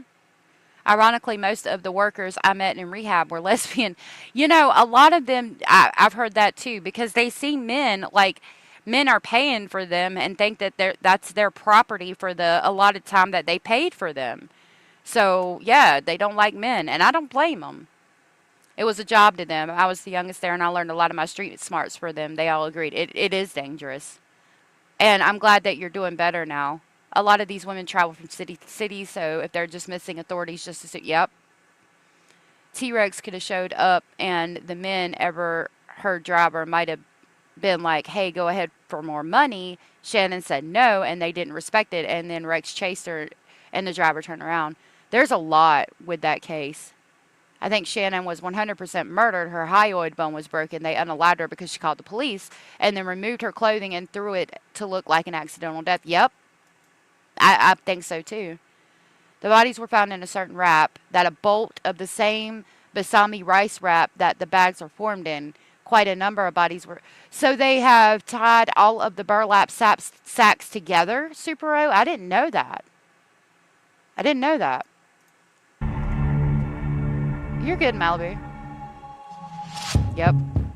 2011 is the most active period of this investigation. That's when it seems like every few months there's more remains being found. Uh-oh, we have another one again. It's disturbing. You have to go back to that time period, March, April of 2011. Long Island and this area is really all over the news. Gilgo Beach serial killer. Serial killer investigation. We're back out on Long Island today looking for more clues and remains. Constant bodies being found. More human remains on Long Island. Another body. Remains found yesterday are human. And parts of bodies. 9 sets of bones found so far. They discovered something that appears to be a human skull. I remember that time period just thinking how crazy this was. Investigators believe the women were murdered elsewhere and dumped on this desolate stretch of Ocean Parkway, where their bodies went undiscovered for up to 3.5 years. They had found the 4 bodies that were wrapped in burlap. Police have neither confirmed nor denied, claim the bodies were wrapped in burlap. They were the first set that were discovered. And then enough time had passed, they decided they wanted to do a more extensive search of the area. It's very tough terrain. There's a lot of sticker bushes in there, there's a lot of thorns, there's ticks, there's poison ivy. The brush is so thick, homicide detectives with binoculars are standing in the top of these tower ladder trucks that belong to local fire departments so they could peer down and try to find anything that looks suspicious. That's interesting. So that gives us another idea of how thick they are. You guys had a lot of great information I wanted to share real quick. Cara said, did you also hear the defense wants to do all the cases separately? In my opinion, Rex demanded it so he could prolong the suffering of the victims. He made many calls to the victims' families to torture. He did. I'm wondering if they want to try them separately because they're going to try to say that he's not connected to each one separately. But it wouldn't surprise me that he's benefiting from knowing that they're suffering for longer. I think Rex is the person that killed Shannon. I don't think Rex is the person that killed Shannon. I think that it was the people she was with. Really? You think it was the guy that drove her out there? Do you remember the guy that was first connected to the burlaps committed suicide? I didn't. I heard he owned an aquarium or something. The first area they left is acidic. They decompose here and then move them to the next location. Oh, wow. You did content? But if the prosecution are against it because they are overlapping evidence, they have to try together. I've heard that, and I've heard there's some DNA stuff. Rex's wife just divorced him, and that freaking weird-ass house has been put up for sale. Really? I bet it won't be up for so long. Somebody will buy it.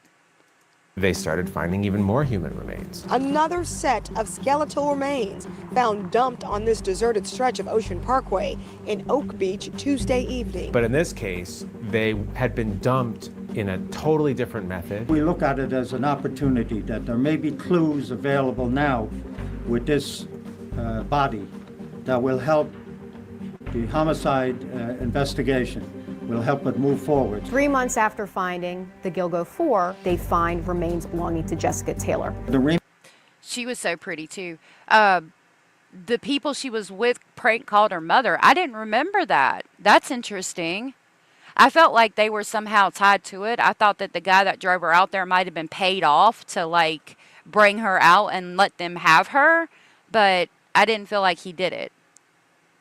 Remains have been there for some time, but I don't want to speculate on that. Isn't she? That's why we have the medical examiner do their forensics. Jessica Taylor's other parts of her had been found previously in July of 2003. I always thought that when they didn't find the original girl from Oak Beach, that most likely she was there, and it was just because of the weather back in December that they couldn't do a more thorough search. And they said they would be back in the spring, and unfortunately they found another one. I just hope they don't find any more. People in our area are starting to get nervous. We're anxious to have this over with, and certainly the people put away. They wanted to know, who are these people and why are they here and how did they get here? This newest discovery is making some families who live along this stretch very anxious. Is this somebody local that lives along one of these beach communities that happens to know that's a very deserted area at a certain time of night, and it would be easy to dump bodies? So it makes you a little concerned that this predator could possibly be living amongst us in one of the beach communities. But it was very clear. You have to know that area. He has a place to dump the bodies. It's very ritualistic, repetitive behavior. These locations, Dr. Kopolinsky believes, were carefully chosen. He suspects the killer lives or works nearby and is comfortable here. The thrill of the power. So we saw that it was like 22 minutes to the beach, but in a roundabout way. If he went through the waterways, like we were speculating or scrutinizing, it probably would have been about half the time. And like they were saying earlier, he worked there in the summer, so he knew the area pretty well. Plus, I'm sure being an architect in New York, he's friends with a lot of rich people who have houses there, if I had to guess. And the kill is everything to this person. Only about a week after that, they find even more remains. It has become a nightmarish graveyard and a massive crime scene. This after 3 more bodies were discovered today near Oak Beach, bringing the total number of victims to 8. We found human remains, 3 human remains so far in the area between Oak Beach and Gilgo Beach. When I heard today 3 more, it really, really scared me because I just want somebody to find out who's doing this and end it all. And we've now learned one of the victims is a child. They find the remains of a toddler. At least one set belongs to a toddler, complicating police theories. Once we got beyond the initial shock of a toddler, I think we still kind of made the assumption that they were all tied to some type of sex worker. Body number. Yeah. I'm going to try to pull up the Shannon Gilbert 911 call real quick since we're talking about it. I don't know if they're going to play it, but I haven't heard it yet, and they're talking about the other victims now. This 911 call was crazy. So that one's 45. This is from NBC New York, and it's unedited 911 call. I'm Detective Lieutenant Kevin Byra, the commanding officer of the Suffolk County Police Homicide Section. This video was made to explain the circumstances surrounding the 3 911 calls made on the day Shannon Gilbert went missing. The full, unedited 911 calls are available, and I encourage people to listen to them in their entirety. Portions of the call taken out of context will sound sensational. During the early morning hours of May 1st, Now, I'm going to give you a trigger warning for this because this is going to be hard to hear, but I think it's important. Yeah, it was very brushy. There's no waterways to get those bodies in. He dragged them from his truck to do it. Doing it via boat would take too long. You think so? Yes, it was Peach's daughter, and Peaches had a name. They named Peaches recently, and it was Peach's daughter that was there. The baby. I would think if she drowned that they would have found her body right away. Your body would pop up to the top. Yeah, and they said she drowned in like 2 inches of water, and her hyoid bone was broken. 1st, 2010, Shannon Gilbert, a Craigslist sex worker and resident of Jersey City, New Jersey, traveled from Manhattan to meet a client, Joseph Brewer, at his home at 8 The Fairway, Oak Beach, New York.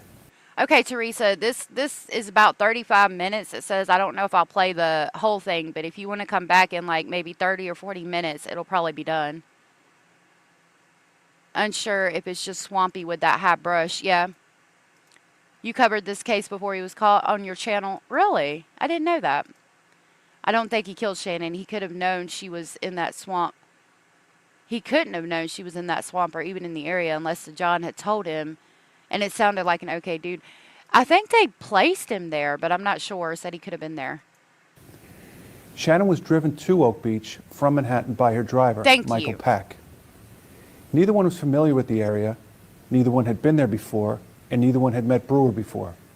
Pack waited in the car while Shannon was inside with Brewer. Pack was her de facto security. At 4:51 a.m., while at Brewer's house, Shannon called 911. This call lasts for more than 21 minutes. At times, Shannon is speaking calmly, but slurring her words. At times, she is not responsive, and at times, she is screaming. During this call, Brewer and Pack are heard trying to get Shannon to leave the house. Shannon eventually does leave the house and runs to Gus Coletti's house, located at 17 The Fairway, which causes him to call 911 at 5:22 a.m.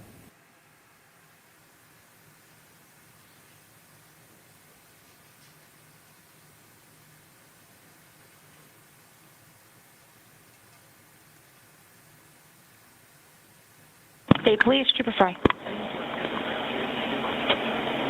State Police. Yeah, there's somebody after me. I'm sorry? There's somebody after me. Where are you? There's somebody after me. Okay, where are you? There's somebody after me. Where are you, ma'am? I don't know. Now, this is Joseph Brewer's house. That's where she was at this party in the early morning hours, and they're showing you on the map. That's where his house is located in proximity to the beach. Driving right now? No, I'm inside the house. I'm sorry? I'm inside the house. What house? I don't know. Can you trace where I am? I'm sorry? Can you trace where I am? No, I can't. What's your callback number you're calling from? Huh? What phone number are you calling from? Somebody's after me. Please. Are you in Suffolk County or Nassau County? I'm in Long Island. Where on Long Island are you?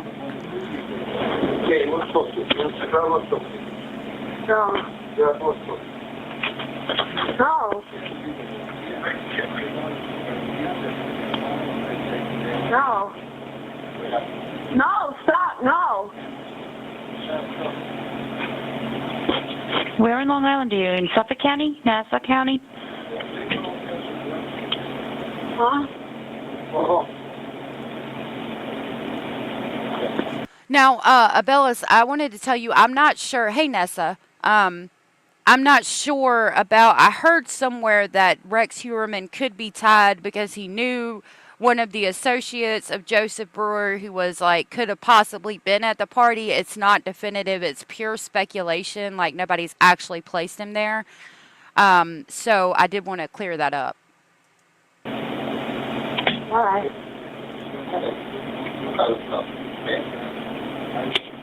Why didn't you call me by my name? Why? County, you on the line? Stop. Please. Stop it, please. Please stop. Please. Can you shut the door? No, time to go. Please. Please. Please. Go that way, please. Come on, let's go. Come on, roll that side. Come on, go outside. Come on, all of us. Come on, roll outside. Come on. No, please. Come on. Please, come on.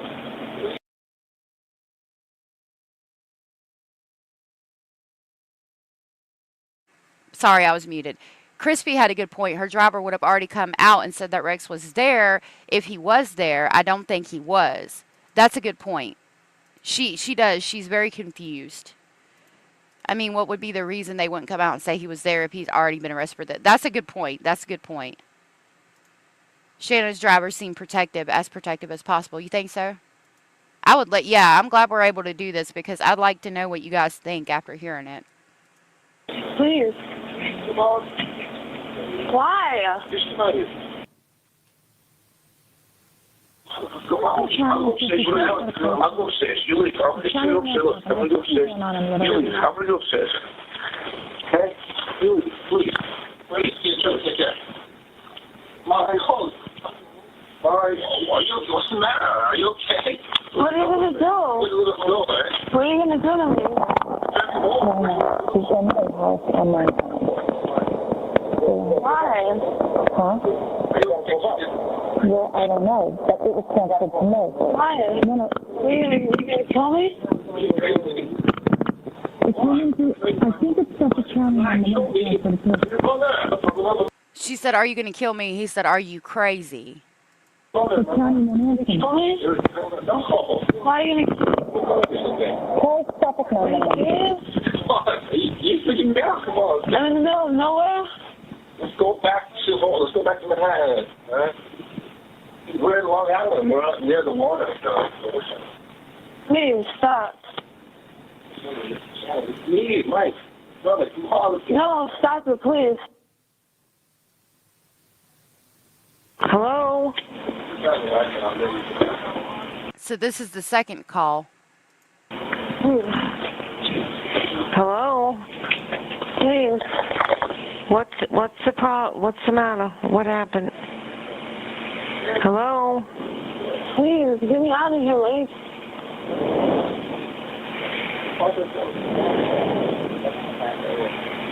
Hello? You're being sarcastic about this.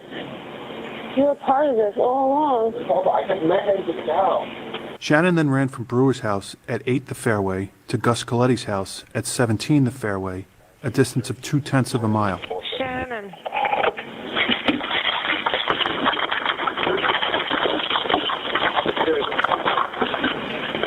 Yeah, he did say something about being near the water, but I think it's because she's from the city and they're out by the beach. And the house is close to the water, but I don't think that at that point they were in the water. They do show that she actually ran from Joseph's house and ran all the way down here to one of these two houses. So she's close to the water, as in closer than she would be from the city. I also think that's why she's slurring her words. I imagine he had access to some prescription medication, probably. Okay, cool. Thank you. Yeah, I would like to hear a podcast on this. It's pitch black out there, too. Absolutely pitch black. Yep. You have not heard this call. Yeah, that's the boyfriend. That's her driver in the background. Michael Peck, I think they say his name. That's saying, "Are you crazy? Come on, let's go, let's go."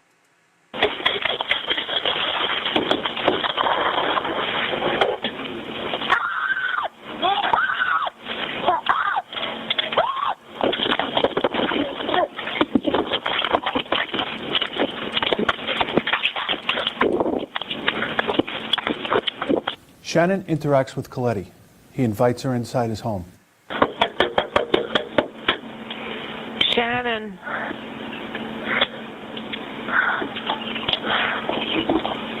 What's the matter?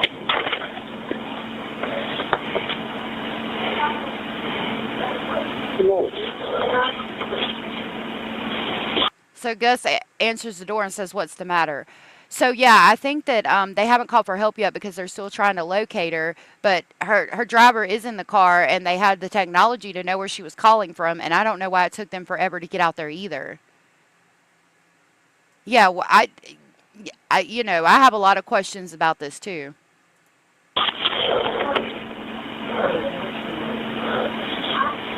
Somebody at you? Huh? Hello? Hello? Are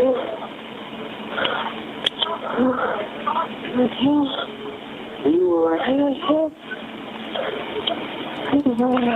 Don't keep yourself hurt. Where are you going?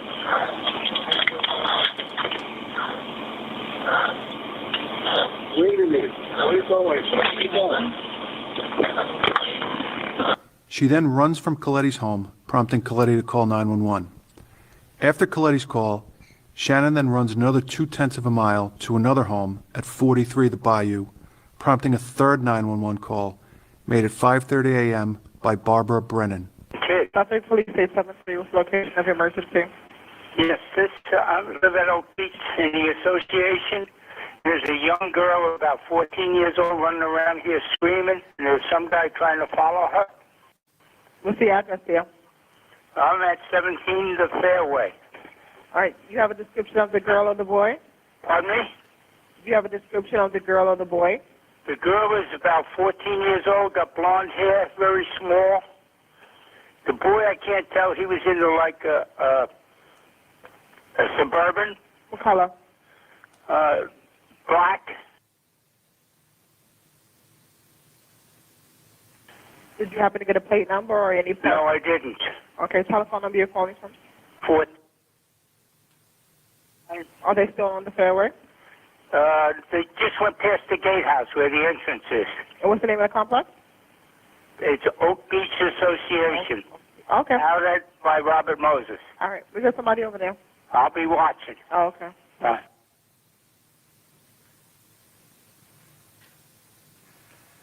Suffolk Police 875. What is the location of your emergency? So by this point, she's left Joseph's house over here, went to this man's house to have him call 911. Michael Peck, her driver, is following her in the black SUV, and she's run from his house all the way down here, right on the waterfront, to this person's house, Barbara Brenner. And Barbara Brenner is calling 911 now. 43 The Bayou. Some woman is knocking at my door. What town are you in? Oak Beach Association. What's the nearest corner street now? Ocean Parkway. She says she's in danger. Do you know her or no? No, I don't. I'm not letting her in. She's banging on your door now? Yes. I don't know why she wouldn't let her in. That irritates me. Like, maybe if she'd have let her in, she might still be alive. But I know that woman probably lives with that every day, so I don't want to be too harsh on her. Did she say what kind of danger? No. Oh. And we live in a gated community. What's your name, ma'am? Barbara Brennan. What's there a name to that community? Oak Beach Association. Oak Beach Association. And I have an elderly mother here. All right, I'll get somebody right over there, okay? Okay, thank you. You're welcome. This is drone footage and footage shot from the ground showing the marshland. It was taken at the same time of year and time of day as when Shannon went missing. These reeds can grow over 12 feet tall. They can disorient someone inside them, causing them to lose a sense of direction. One cannot tell where the highway is or where the bay is. The reeds and brush can become impenetrable in places. There's a trench running east and west through the marshland. This was created to allow mosquito control. It is believed that Shannon followed this trench. Personal belongings of hers were found just north of the trench. So that's the marshland, and as we heard, the reeds can grow up to 12 feet tall. Easy to hide in if you're a serial killer dumping bodies. But I think, like Cara has said several times, I think they were closer to the road. Shannon's remains were found north of the trench, about 158 feet south of Ocean Parkway, approximately 3/4 of a mile from where she was last seen. There has been information received during the course of this investigation that other people might be involved in this incident. They have all been investigated, and there is no reason to believe at this time that anyone else is involved in this tragic series of events. The police responded to Coletti and Brennan's 911 calls. Pack, Brewer, and Shannon were all gone. Gus Coletti provided a description of Pack's car, which was also gone. This created the possibility that Shannon had been driven out of the area, which caused a delay in the initial search for her. The police department has thoroughly investigated this case for more than a decade. The official cause of Shannon's death is undetermined. This official classification means there is insufficient or no evidence to determine or even to exclude an actual cause of death. The Gilbert family has hired a private pathologist to conduct an autopsy. His determination is there is insufficient information to determine a definite cause of death, but the autopsy findings are consistent with homicidal strangulation. That pathologist's report will be made available. This case, including the 911 call, and all of the other cases commonly referred to as gilgo, in their entirety, were made available to the Behavioral Analysis Unit, or BAU, of the FBI. As part of BAU's review of the case, they retained the services of a psychiatrist to review Shannon's words and actions on the 911 tape, and also to review the facts of the case. BAU's opinion, based on their review of Shannon's case, the scene, the 911 calls, and a psychiatrist's review, is that Shannon Gilbert's death is not consistent with Shannon being the victim of violence or of a violent offender. I mean, I'd like to know how her damn hyoid bone was broken then. Crispy, I'll drop the link in just a second. Abellis, I've been picking blackberries for the past couple of days, making jelly. Yeah, I hope that she's finally at peace. At peace. I'll drop the link real quick. For you. Okay. Yeah, it's easy to get stuck in them blackberry bushes. I almost got stuck a couple of times in the past few days. Significant differences between Shannon's death and the circumstances surrounding the other victims' deaths were also highlighted by BAU. The Suffolk County Police Department is open to evaluate any evidence to be able to help us and all involved determine a definite cause of death. However, based on the evidence, the facts, and the totality of the circumstances, the prevailing opinion is that Shannon's death, while tragic, was not a murder and is most likely an accident. While we are of the opinion that this was an unfortunate accident, we remain open to evaluate any information that the public may have. Anyone with information is asked to call Crime Stoppers at 1-800-220-TIPS. 09, how can I assist you? Hello? Hello? Hello, you dialed into the 911 system. How can I assist you? Hello? Hey, Crispy, how are you? Hey, girl. Good, good. I don't want to like completely interrupt you, but I'm going to.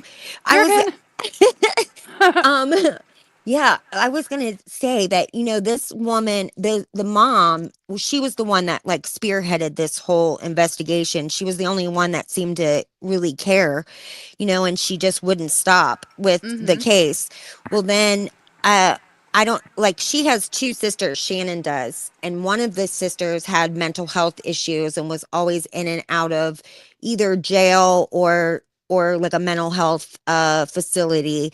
And I mean, she was really bad. And there was a 911 call to the sisters, or to the trailer where the mother and the one sister lived.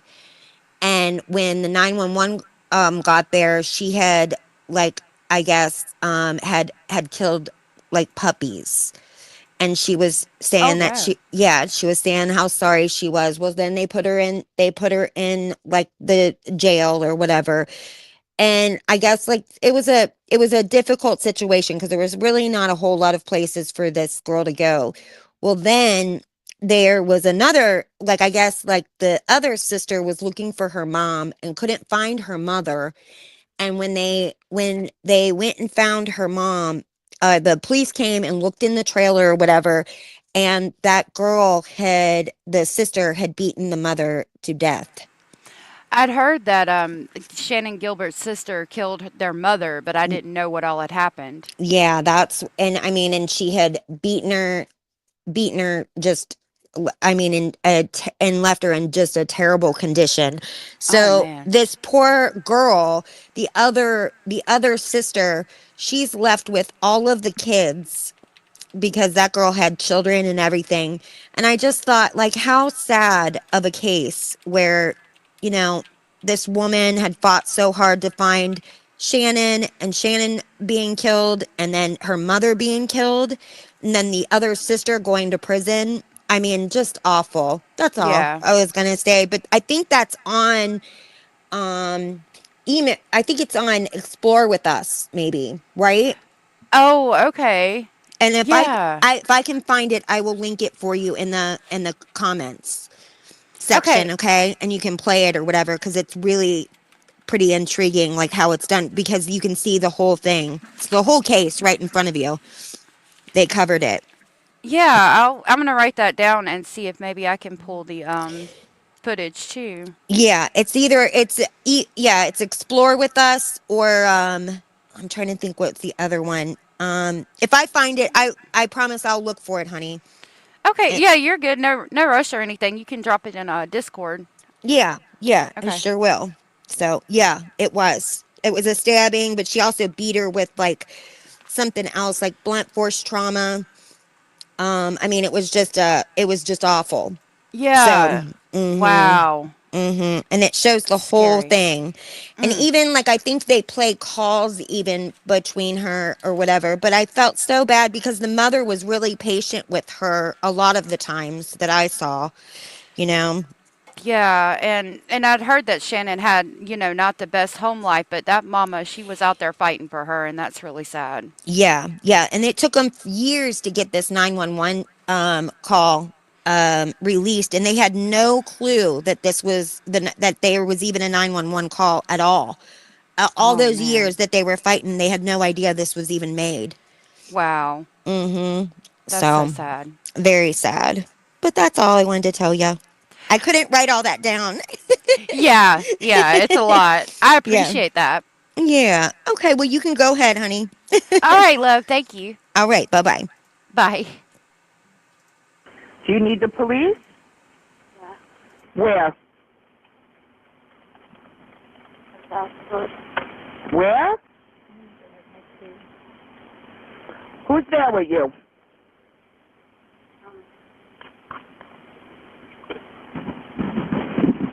Hello? What's going on? Oh, somebody asked me. What?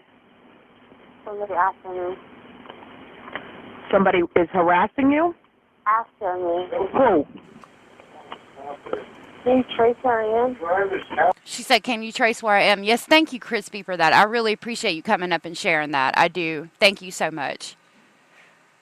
The story of Shannon is horrible, but she saved others' lives from her mother's perseverance. Yes, she did. Yes, she did. Her mother and Shannon ended up breaking this case open because Shannon, her homicide is what made her mother be so persistent, and that's what got people actually out there looking. So in a way, they brought this to life and stopped the homicide of who knows how many other victims.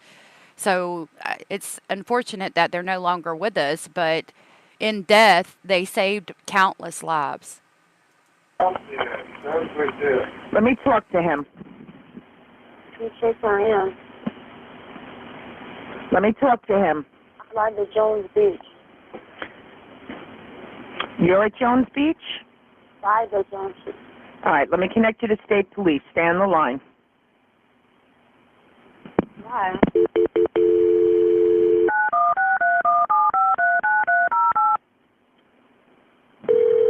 You got to talk louder to them. Why? Why? State Police, Trooper Fry. State Police. Yeah, there's somebody after me. I've wondered if the doctor drugged her too, and that would go back to the theory of like some kind of like hunting club or something, unfortunately. You need to learn how to make jam. It's really easy. You just mush the berries and put sugar in it. Like I always do. Like if I have 4 cups of berries, I'll do 3 cups of sugar. You squeeze a lemon in it and then bring it to a boil, add some pectin, a box of pectin, and that's about it. I mean, it's so simple. All you need is a box of pectin, a lemon, your sugar, and your fruit. I'm sorry? There's somebody after me. Where are you? There's somebody after me. Okay, where are you?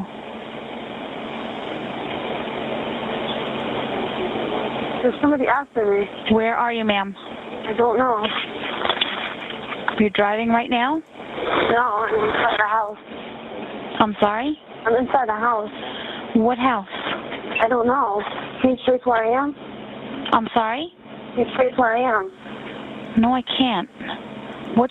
It took them so long to figure out where she was, and I don't understand why they couldn't trace it either. Crispy, yeah, 911 did start listening before she even started talking, and I thought that was interesting too. What's your callback number you're calling from? Huh? What phone number are you calling from? What is asking me? Please. Are you in Suffolk County or Nassau County? I'm in Long Island. Where on Long Island are you? No. No.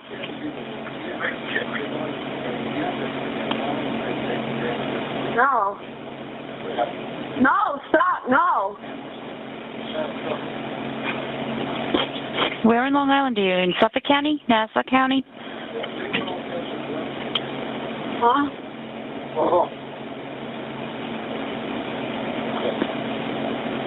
Why?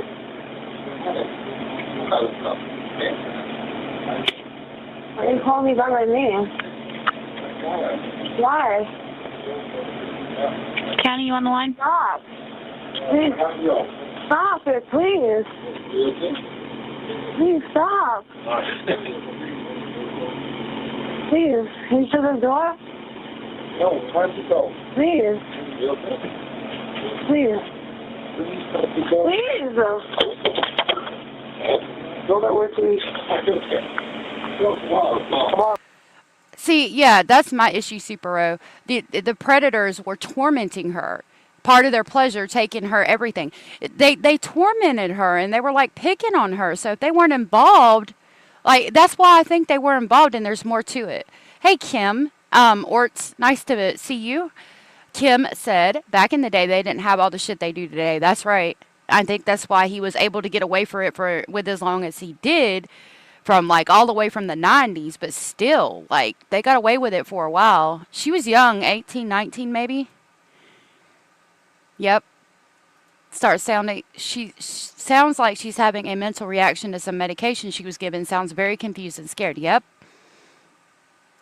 And they're tormenting her. Oh, let's go. Come on, roll that side. Come on, go outside. Oh. Come on, all of us. Come on, roll that side. Come on. No, please. Come on. Please, come on. Please. Come on. Why? Why? County, are you on the line? Hurry up, I want to show you something. Why? I want to show you this. Please come on. Please. Why? Why are you guys doing this to me? What? Doing this. What county are you in, ma'am? Doing this. Why are you calling me by my name?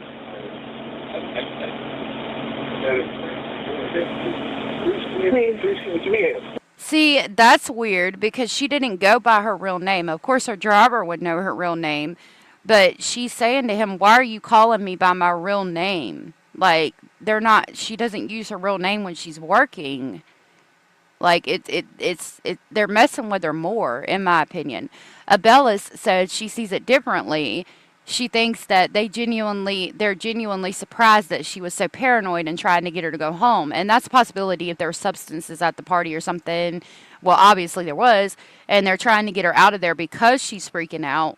But I don't know. It seems like they pick on her and torment her a little bit. It's weird for me. No, please. No. No, stop it, please. Stop it, please. Please stop it. Please stop it. No, please. Stop it. Please stop it. No. Let me fix that. Please stop it. No, please stop it, please. Please stop it, please. No, what are you going to do to me? What are you going to do to me? Stop it. Please, get him out of here. What do you want to call you?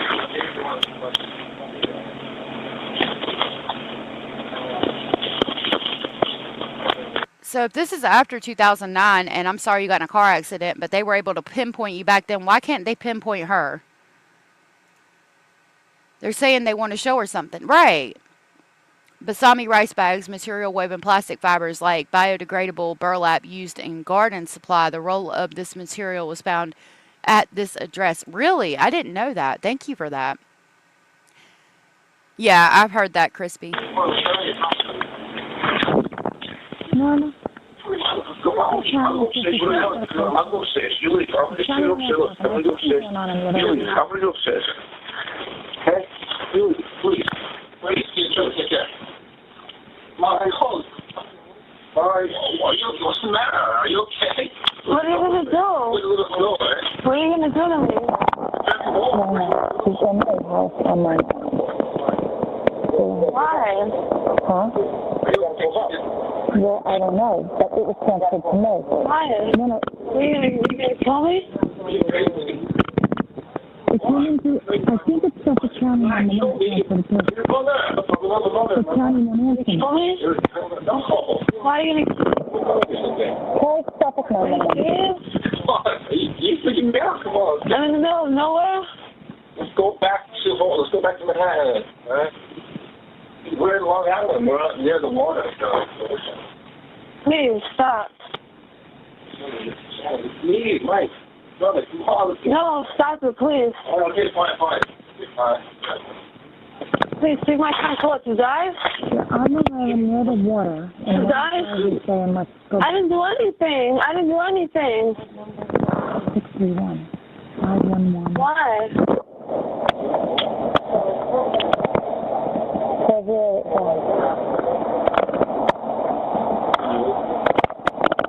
Mike, you close that?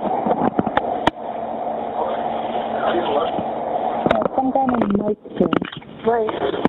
Why? Why?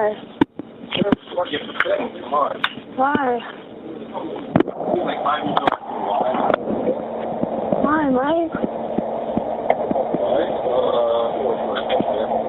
For fun? For me? I'm never going to do it again.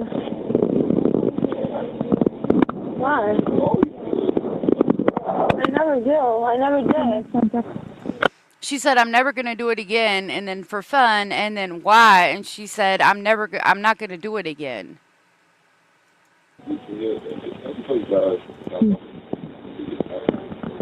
Mike, please. Mike, please. Please. Please.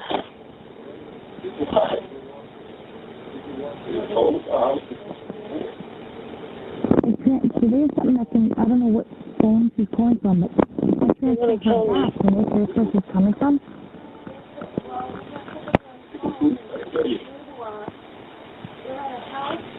She needs help. You're like, I'm going to find my way home. It's something in the house with the female. And the female was the initial caller. So this is all set up? You set everything up? Remember, I waited for you. You told me you're going to find your way home, so I was like, what? You know, nothing that I found. So this is all set up? You've never seen this before.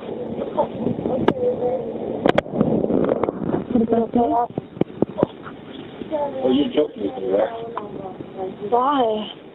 I don't know. Why are you doing that? All right, I'll say I was lying. You did? Why? It's a 631 number. Why?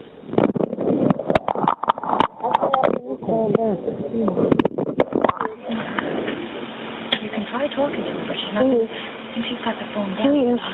Hello?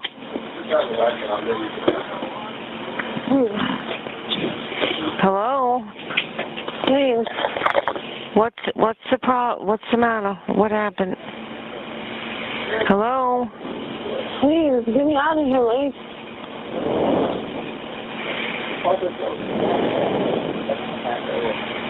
Hello? You're being sarcastic about this.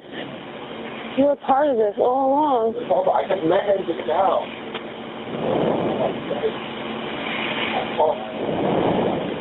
I told you after. I called his number.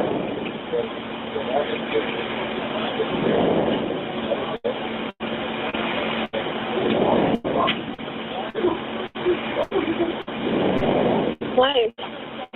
Like, please. I'm begging you.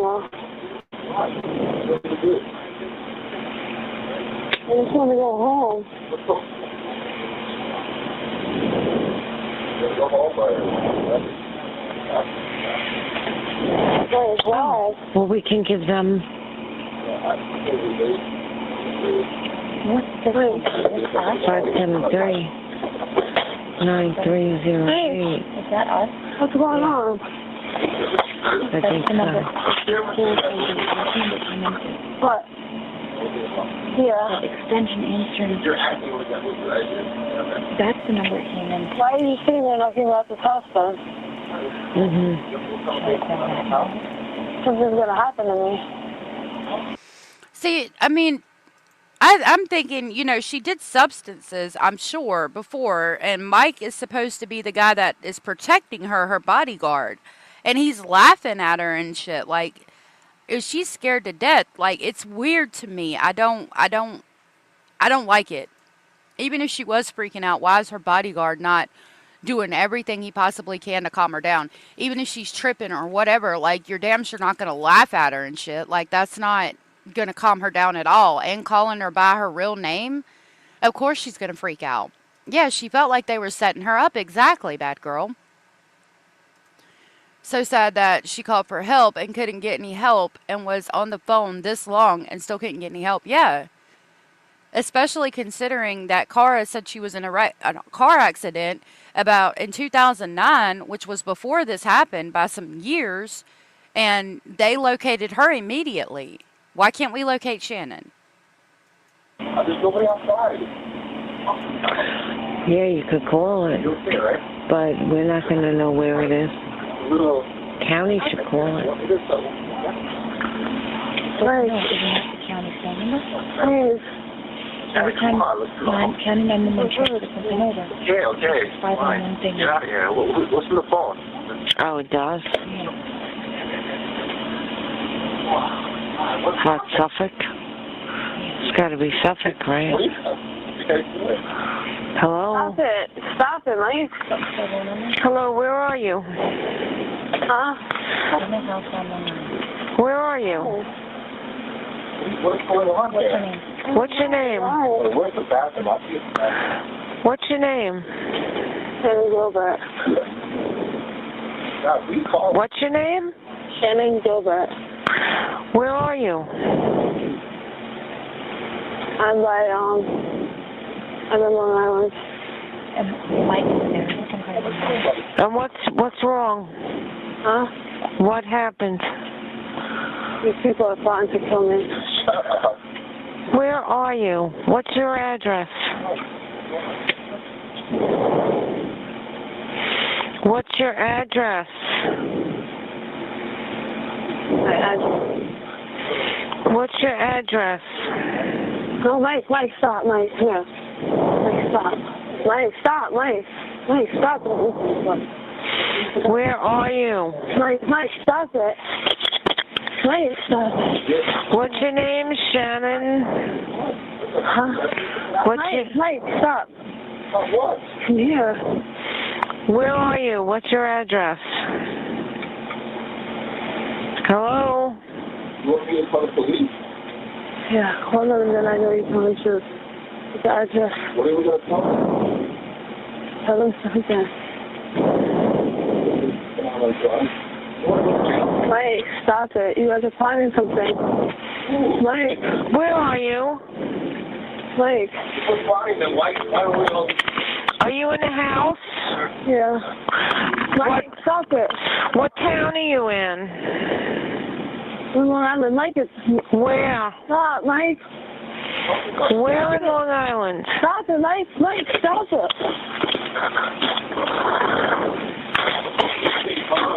Mike, stop it.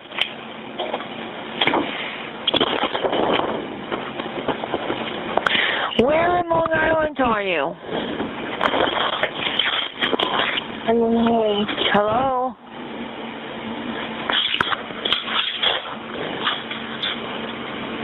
He didn't kill me. Where in Long Island are you? I don't know. They're going to kill me. Are you in a house? Are you in a house? Yeah. Whose house is it? I don't know. Who is Mike? What's his last name? He's clean. Mike what? He's clean. How old are you?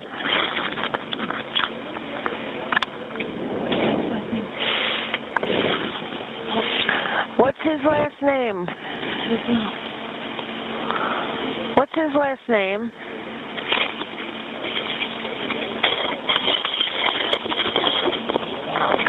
What's his last name?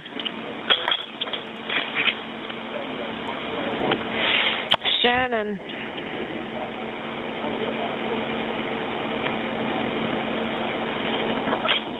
Shannon.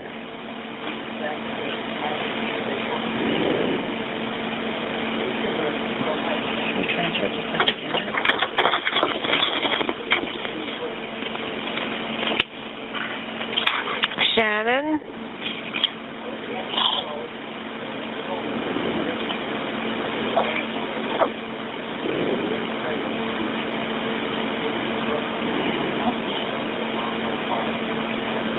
Shannon? Yeah. What town? What town are you in? Hello? Like, she doesn't know, and she's saying they're trying to kill her. Like, it's weird to me that she says they're trying to kill me and then ends up dead. What's Mike's last name?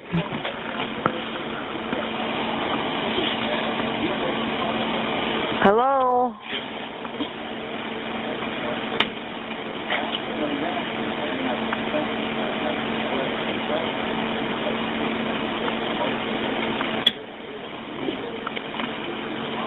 She's going to kill me. One of the guys said, let's go back to the She just said, you're going to kill me. Where are you?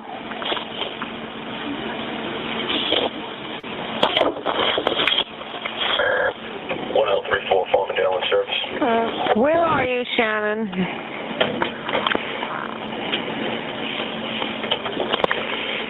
Shannon.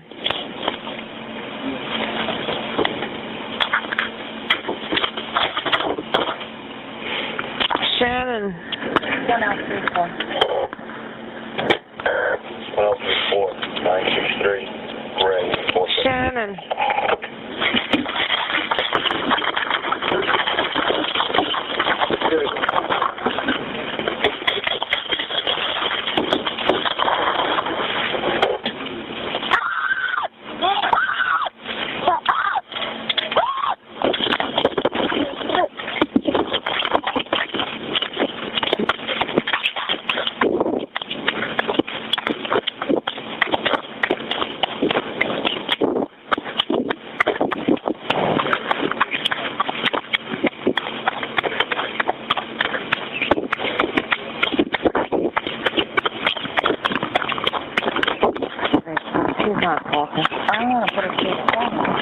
You do?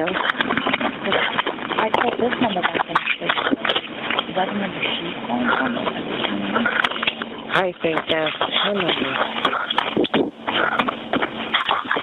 And remember, she was missing for quite a while after this. Like, the 911 call came in, and then Shannon Gilbert was missing for some years. It wasn't until years later that they actually found her body.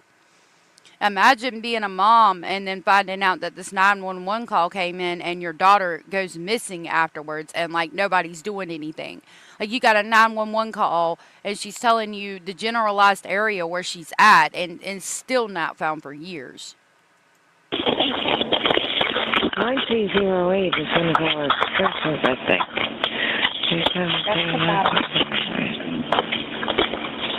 Did you call that one?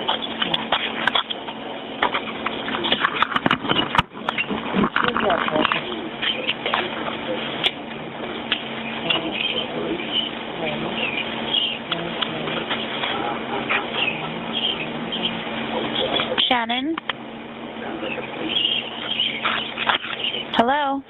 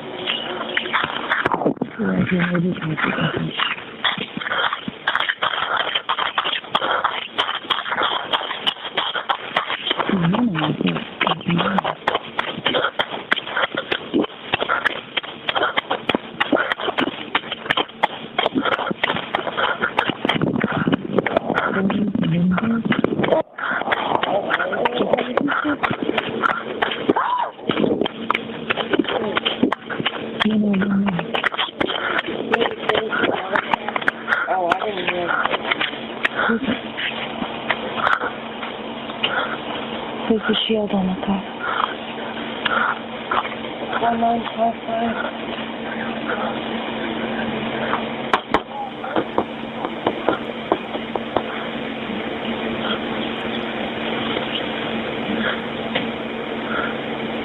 So at this point, this is where she's running from the house to house, and knocking on those people, knocking on their doors, trying to get them to answer. Shannon?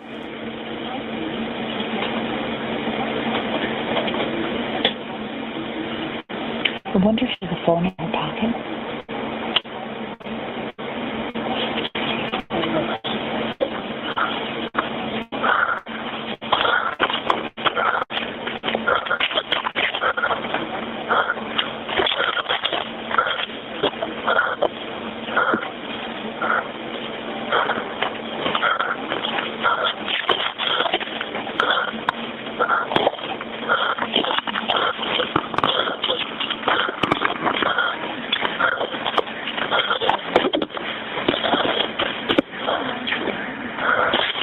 Shannon. Shannon.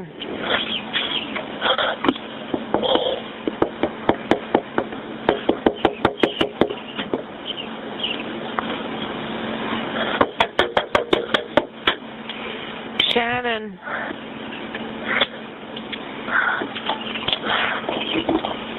What's the matter?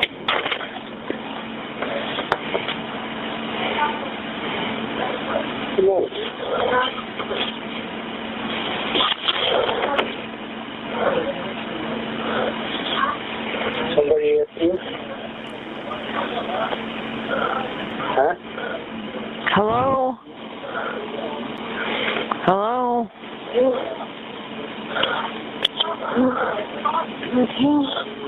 Are you alright? Don't keep yourself hurt. Where are you going?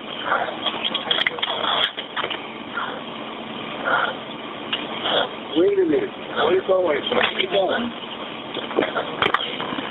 Something like Dopert, D-O-P-E-R-T.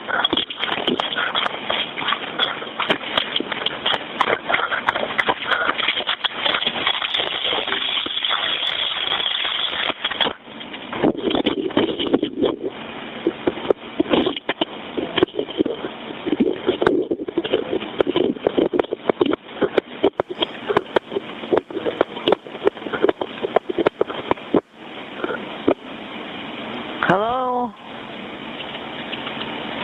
She didn't spell it, but that's what it sounded like.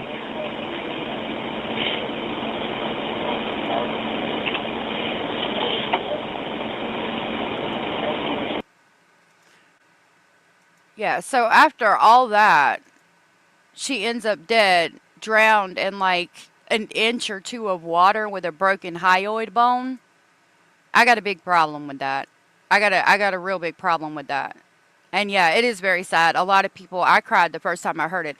And then remember, She makes the 911 call and again is missing for some years. So her parents don't know, her mom doesn't know where she's at. She's just a missing person.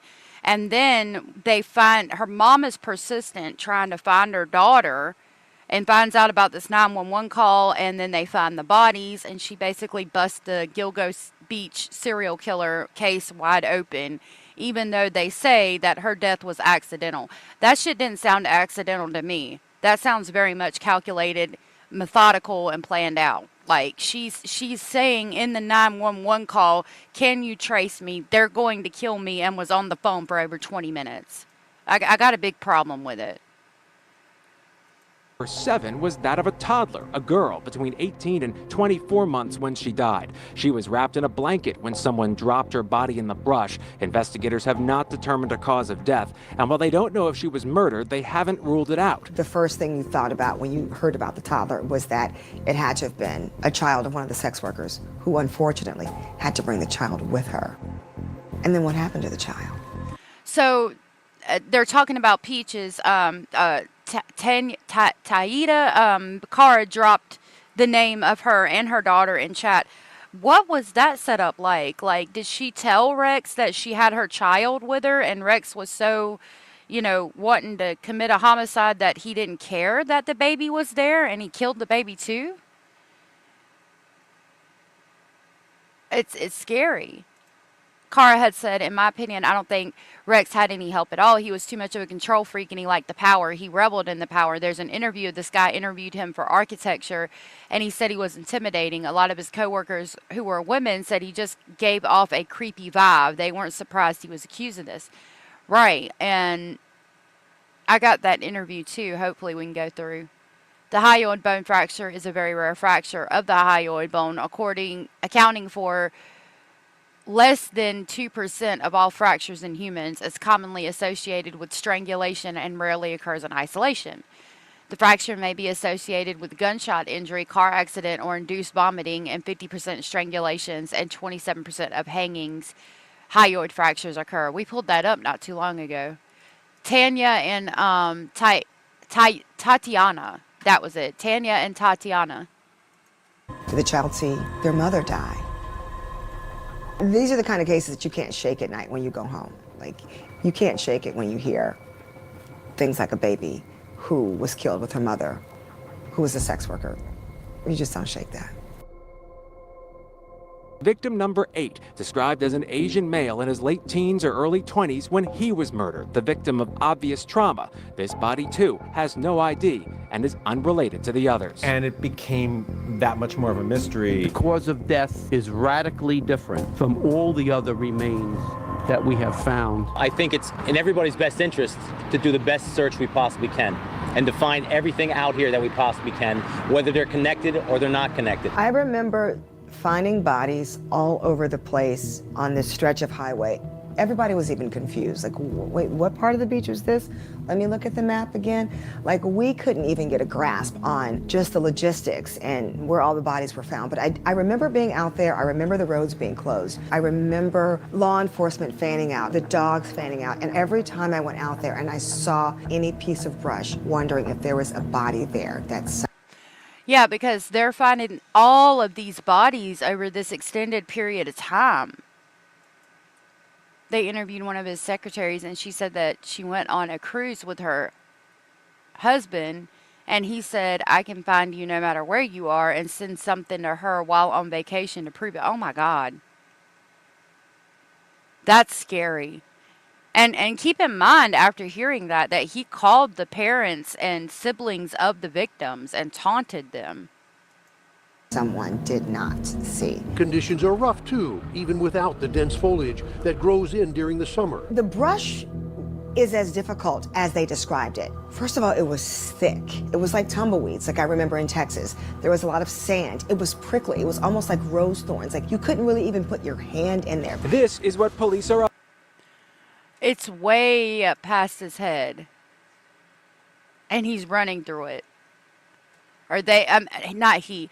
Shannon was running through that, and it's way up past their head, and thorns and prickly. That's crazy. That is crazy. I didn't hear everything last time someone was going over this. Oh, thank you. I'm glad you were here with us, Kim, to hang out. I wish some of these parents are able to compare the voices. Yeah. Okay. Up against miles of the densest brush you can imagine.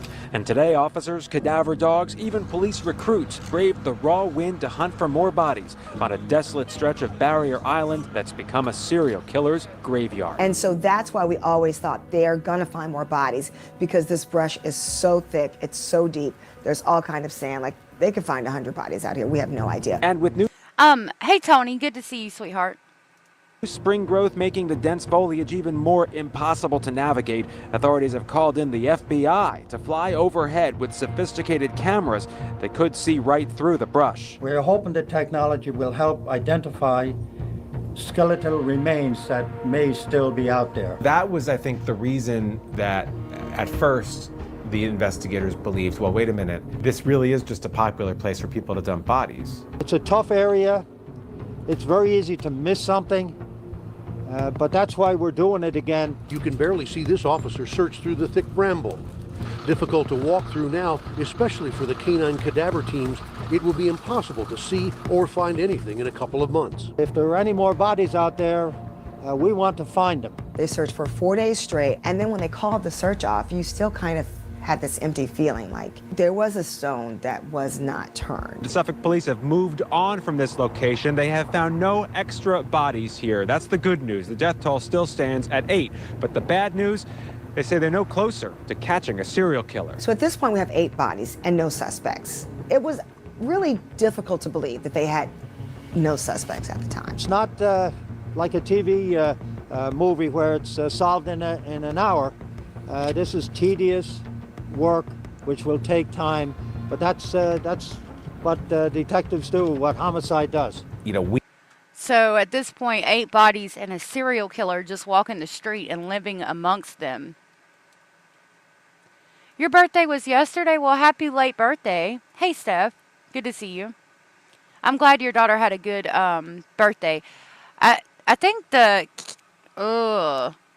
not sure.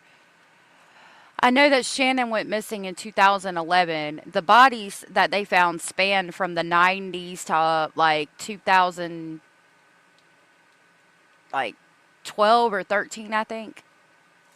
We as the press only hear what the police want us to hear. Quite possible that the police have more information, but they're holding back. I mean, it's even possible that they have a suspect in mind. We weren't clear if they were withholding that information or if Hey, Miss Scorpio. They really just did not know. But the reality was they were as stumped as we were. You know this terrain that's behind me, that rugged terrain, very difficult.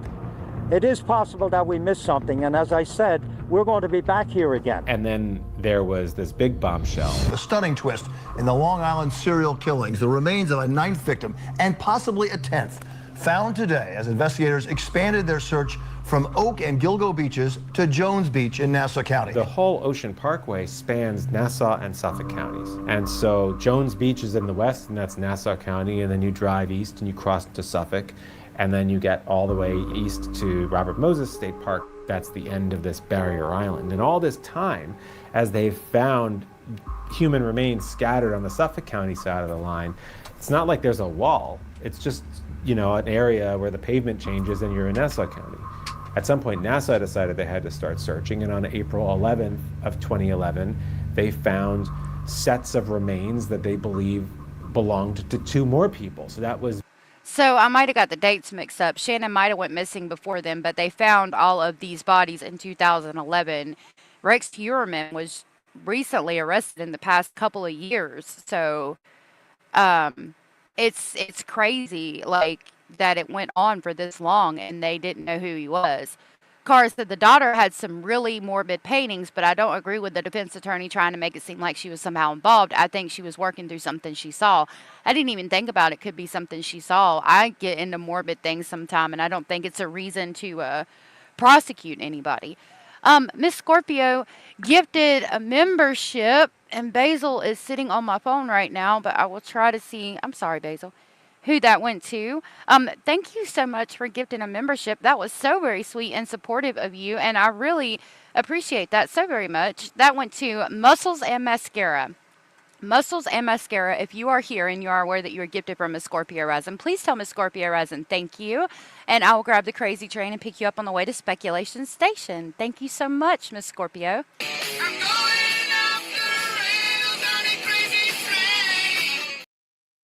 I appreciate that. Thank you so very much. Avril, that was so sweet. Thank you for being here. Thank you for the compliment, and thank you for being here. The daughter did say the school knew she was taking pictures. Oh, really? I didn't know that. Victims 9 and 10. This is a path police bushwhacked their way through yesterday as they made their searches and found their evidence. It is very dense and very thick, very hard to navigate. And it was way back here, almost 100 feet in from the road, that they made one of their grisly finds, what they believe to be a human skull in this hole. The areas that... So, if the skull was in the hole, was he burying some of them? Like, that's weird to me. And 100 feet from the road would tell me that he is indeed probably pulling off the side of the road and just dumping the bodies, unfortunately. where could be reached by foot, we searched already yesterday. That was about 90% of the areas were passable, by foot. This is around the time that it got really complicated to tell this story. Of course, the real concern here is, are there more? Law enforcement veteran Michael Balboni says the discovery of a 9th and possibly 10th body makes the case much more complicated. These are the first outside of Suffolk County, whose police department has led the case so far. Now he says the investigation will likely expand to include a variety of agencies working together to solve this mystery. What you want to do now is to bring as many resources as possible, but do it in a coordinated way so that you don't muck up the good work of the Suffolk County Police, but at the same time bring further enhancements to their capability. There were multiple causes of death potentially. There were multiple methods. Some were dismembered, some were wrapped in burlap, some were partial sets of remains, and the rest of them had been found years earlier somewhere else. And so it became really complicated. We want to catch. So some were dismembered, some were in burlap sacks, and some of it, like part of their bodies were here and part of their bodies were located in other areas years earlier. So what was he doing? Dismembering them and throwing them out all over the state? Like, that is insane. That is crazy. It's the criminal that did this, okay? We want to find out who these people are, we want to identify them, and we want to catch them. And I think that the public also, they just saw this as this sensational, terrifying case where there was someone in their backyard doing these horrible things. In the meantime, the people who live here wonder how much longer their little slice of heaven will be known to all the world as a serial killer's graveyard. In Gilgo Beach, Long Island, Josh Einiger, Channel 7, Eyewitness I think it's going to be forever known for what it was. News. April 12th, It's been almost exactly a This is April 12th, 2011. year now since Shannon Gilbert vanished in the reeds of Oak Beach, Long Island. Since then, police have spoken to people in Oak Beach and Gilgo Beach, anyone they think might know anything about this case. There was a man who lived in that community who became an armchair investigator's suspect. Like, this is a person who had history working in like the medical field and vaguely in law enforcement, and there were profile workups that the suspect would be somebody in those fields because they'd understand how to dispose of a body and all that. And I remember interviewing him. Tonight, for the first time, one of those men talked to me. He said, "No, it wasn't me. I don't know what you're talking about." But so you didn't tell them that you had her in your house, that you were... Of course not. That's ridiculous. That man is Peter Hackett, a former head of Suffolk County Emergency Medical Services and a former police surgeon who lives near where Gilbert was last seen. Hackett says he never even met Shannon Gilbert, but while he says police have interviewed him about the case 2 or 3 times, he would not say what about. And as for the grisly discoveries miles from his home, I can't imagine who would do such a horrible, mean thing. It's just, it's beyond the, the level of, my belief or I can't even imagine it happening. And I saved his business card and his phone number because just in the off chance that it was him. When they said there was an arrest, the very first thing I wanted to know is, was this guy? And it wasn't. As her painful pilgrimage continued, Mary Gilbert stopped by the home of Dr. Peter Hackett, a former Suffolk County police surgeon. The Gilberts claim called them the day after Shannon disappeared. A man identified himself as Hackett, said she was there. So that's the doctor that called and said that Shannon was there, and something about I gave her something. I try to help kids that are on the street, something to that effect. It's really freaking weird. So wearing her daughter's sneakers and joined by other family members, Mary came to visit one of the last places anyone saw Shannon alive. Last year, the 24-year-old prostitute visited this house to meet with a client, but was seen running down the front stairs and up the street, screaming that someone was trying to kill her. Police have said the client, Joseph Brewer, is not a suspect. Brewer has not been named a suspect and is said to be cooperating in the investigation. This is what he told us today. My prayers go out to the families. I hope they get vindicated. Do you know what happened to Shannon? So that was Joseph Brewer, where the party was initially held, where something was more than likely slipped into Shannon's drink and she took off running away from. That was Shannon's mother that was on the screen previously. Shannon Gilbert, Mr. Brewer. Between Brewer's house and the gate, she disappeared. It seemed ridiculous at the time that they'd found 10 victims and still had not found Shannon Gilbert. And you really felt for her family. Somebody had to have heard, or seen something that night, and for nobody to say anything after a year is just kind of ridiculous to me. He called me on the phone, and he told me he went outside the house, and Shannon was there. He went to the office street, and he was trying to help her. Mary Gilbert. That's it. He had a halfway house and that Shannon was there, and he took Shannon off the streets and she wanted to be there, and so he was trying to help her get rehabilitated and off the streets in a halfway house that he owned.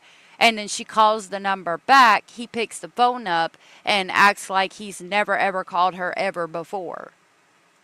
Gilbert is somebody who I actually came to know quite well. I still have her in my phone. Every now and then I run into her, I pass her name looking for somebody else, and I'll never take it out of my phone because she's a part of my own career story. She was there.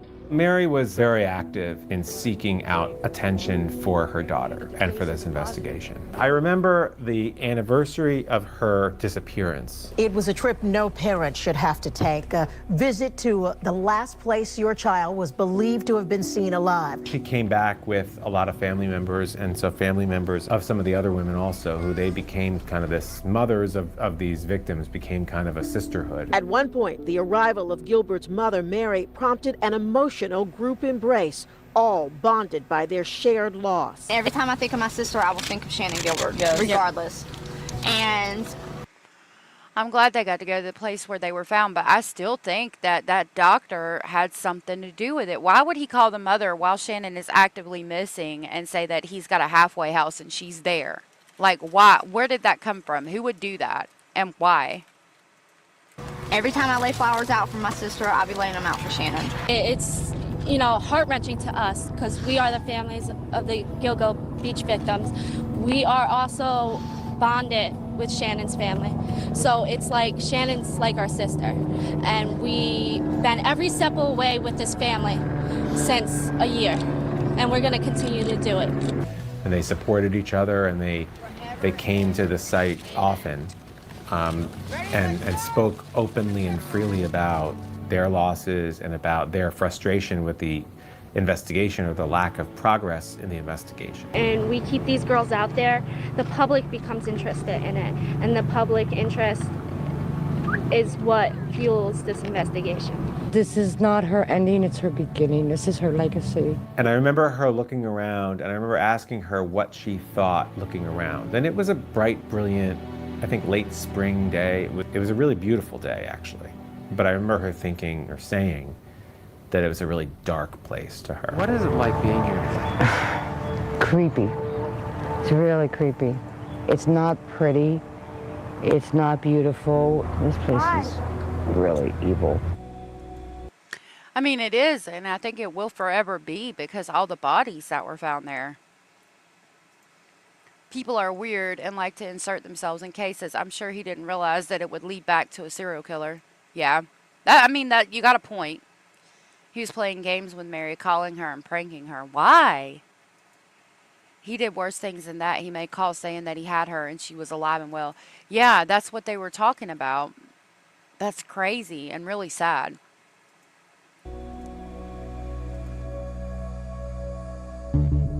Oak Beach is this little gated community, and there are a few people who live there year-round. And that is where Shannon had her last engagement when someone, hired her off of Craigslist. And so she had a driver who took her to Oak Beach, to this little community. She met with this man.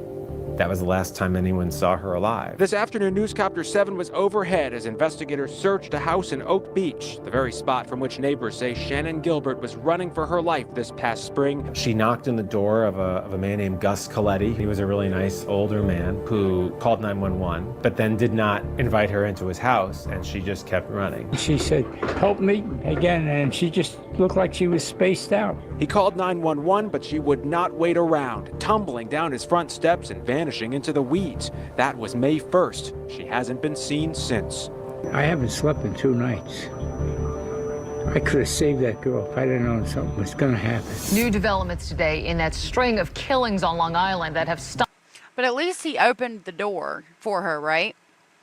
Kim said, I heard somewhere that he wants to do each case separate, and that's what I've heard too. Yep. But a doctor should know better to do something so vile, in my opinion. Right. I think the doctor had a savior complex. But why say that she's alive and well if she's not, or you don't know? She was really beautiful. He did at least open the door. He feels bad about it. That other woman didn't even open the door. He can't help it if she ran off, I'm glad that he did at least open the door for her. Stumped investigators for nearly a year. We've got new information the police hope will help them identify the victims. The police, they were pretty clear that they did not believe all of the victims were the victims of the same person. Well, certainly the investigation has stalled. As you can see from today's press conference, we're making progress. I remember being at press conferences and asking obvious questions like who, what, when, where, why, or how. And I remember it was a struggle to answer just the basic questions. We don't have everything back from the forensics yet. And once we do, then we will sit in a room without any reporters and we will speculate a lot, because that's what we do. But it's definitely bigger than law enforcement could handle at the time because they could not answer the basic questions. But you knew that there was more that they probably could have told us at the time that they didn't tell us at the time. And who knows if that could have made an impact sooner in the case. Investigators say they still can't figure out who killed them or even how many killers they're dealing with. The goalposts kept changing, the story kept changing, the theories kept changing, and what they were telling us, it changed every press conference. There was I think that they were always dealing with just one.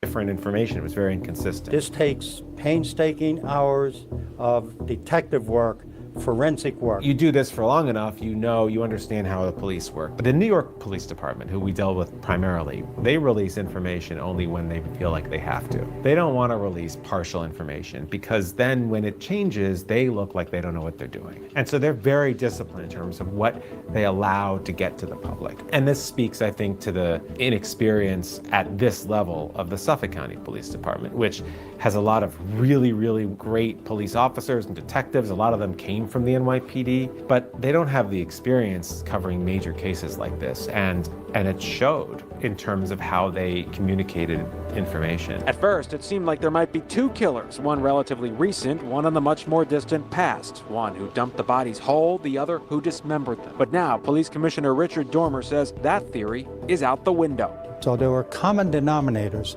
that point to one person involved in the killings. Serial killers evolve, they change their MOs. November of 2011, I had a chance to sit down for an exclusive interview at the time with the police commissioner in Suffolk County, Richard Dormer. And the real question was it one serial killer or 2 serial killers? I mean, how many people were out there? But the theory...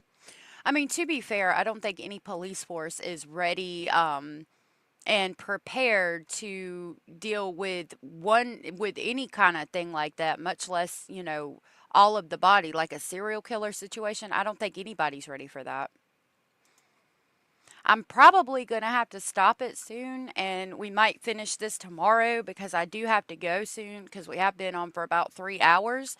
So I did want to let y'all know that. We'll probably stop it soon and then do another day of Long Island serial killer tomorrow, because I still have like half of this interview to go through and a bunch of other things to go through. It'll be I'll be on for a little bit longer, but I'm probably going to have to stop it soon. Is now that we're dealing with one serial killer. We have a killer walking free today. Even the wild cards make sense now to detectives, like this victim, an Asian male who'd been dressed as a woman when his head was bashed in. He may have been a sex worker. And a 2-year-old girl eventually matched through DNA as the likely daughter of another victim. It's not unusual for a sex worker to have a child accompany them while they visit a client. This investigation started because Shannon Gilbert disappeared. These sex workers that were later found had disappeared prior to that. Their families had been looking for them. Their families had been going to police. And it wasn't until Shannon Gilbert disappeared and her family really started to hold police accountable and say, you have to get out there and try to find Shannon Gilbert. Our theory is that this is a coincidence, that she went missing in Oak Beach and has nothing to do with the serial killer. Gilbert's loved ones aren't surprised. So all of the people are going to police, but because her mother was so persistent, that's what made them find the other victims. So again, it all goes back to Shannon Gilbert. I've been saying that from the very beginning, her sister told me on Facebook. I told police that Shannon has nothing to do with the serial killer. They should start treating her case differently from the other girls. So where is Shannon? The commissioner admits he's stumped. 10 bodies and no Shannon Gilbert. And it's a mystery. Suffolk County Police tonight gearing up for another search in connection with the serial murders on Long Island. I was on vacation, and the company, the station, activated my cell phone with international service because we believed there'd be some other bombshell in this case. I needed to be able to make phone calls on it. And I remember hearing that they had found what they thought might be Shannon's personal effects. Jeans, shoes, a cell phone, and a pocketbook with her identification. And I spent like the rest of the vacation on the phone. This is not a result of a new tip. This is just a result of us wanting to research an area that within which she was last seen. We have searched this area before, but again, today's conditions are more favorable to when we searched it in the past because some of the areas are not underwater today. What we found, Thank you, Birdie. I'm glad that I was able to help you get through that. Spicy Ranch there is excellent.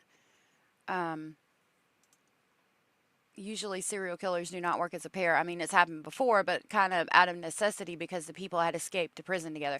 Yeah, it's not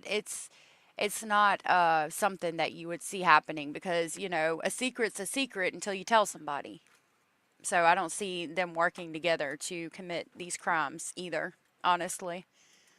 yesterday is very indicative and very supportive of the fact that she just wandered and ran aimlessly into this marshy area. There is something strange about how all of these developments happen on anniversaries, on significant dates or around significant dates in this investigation. It's something that, you know, I can't chalk up to anything other than pure coincidence, but it's definitely strange. 1 year to the day since the realization a serial killer was at work here on Ocean Parkway, victims' family members are making a devastating pilgrimage of their own. I'm so saddened by it. It just reminds me so much of what I lost. To Melissa Cann, this hole in the thick underbrush is hallowed ground. It's where 1 year ago tomorrow, police found the remains of her sister, Maureen Brainerd Barnes. Her body had been lying there just feet from the road for nearly 2 years. It doesn't... Just feet from the road for nearly 2 years and they still hadn't found her. Like, that's crazy to me. How is she just feet from the road where everybody's going to vacation and be at the beach and nobody had found her? Seem real, like real, until you're here and you see it for yourself. And it's just like, you're like inside this like nightmare. Today, as family members hold a vigil to remember their lost loved ones, their thoughts are also with investigators, who they hope can stop the killer and bring justice to his victims. They're going to find the killer. He's going to slip up, or somebody's going to finally not be afraid anymore and come forward. It was on the anniversary of the discovery. It was on the anniversary of the time when they realized they had a serial killer in the first place. 1 year to the day since this became a major story of global importance. they found Shannon.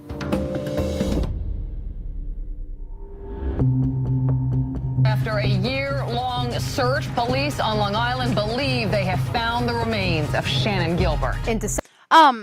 Cindy, I hope you have a good day, sweetheart. You would think just in general, like someone's pet dog would have found that. Right off the road like that. Like it's weird to me. December of 2011, they finally find Shannon Gilbert. In the thick brush and bramble of Oak Beach, police believe they have found Gilbert's remains. Shannon Gilbert is sort of the sacrificial lamb of this entire tragedy. We went in with the idea that we were going to do this one last time to see if we could find anything, and we did. If not for Shannon Gilbert, these women would not have been found. It's exactly 1 year to the day since we first started covering this case when the first sets of bodies were found along Ocean Parkway. 1 year later, the woman they'd been looking for all along, Shannon Gilbert, police believe they have finally found her remains. And then finally they found Shannon, and what was the ultimate stunner in all of this is that they believed, and still do believe, that Shannon Gilbert was not murdered, that Shannon Gilbert died in an accidental drowning. This may be just a young...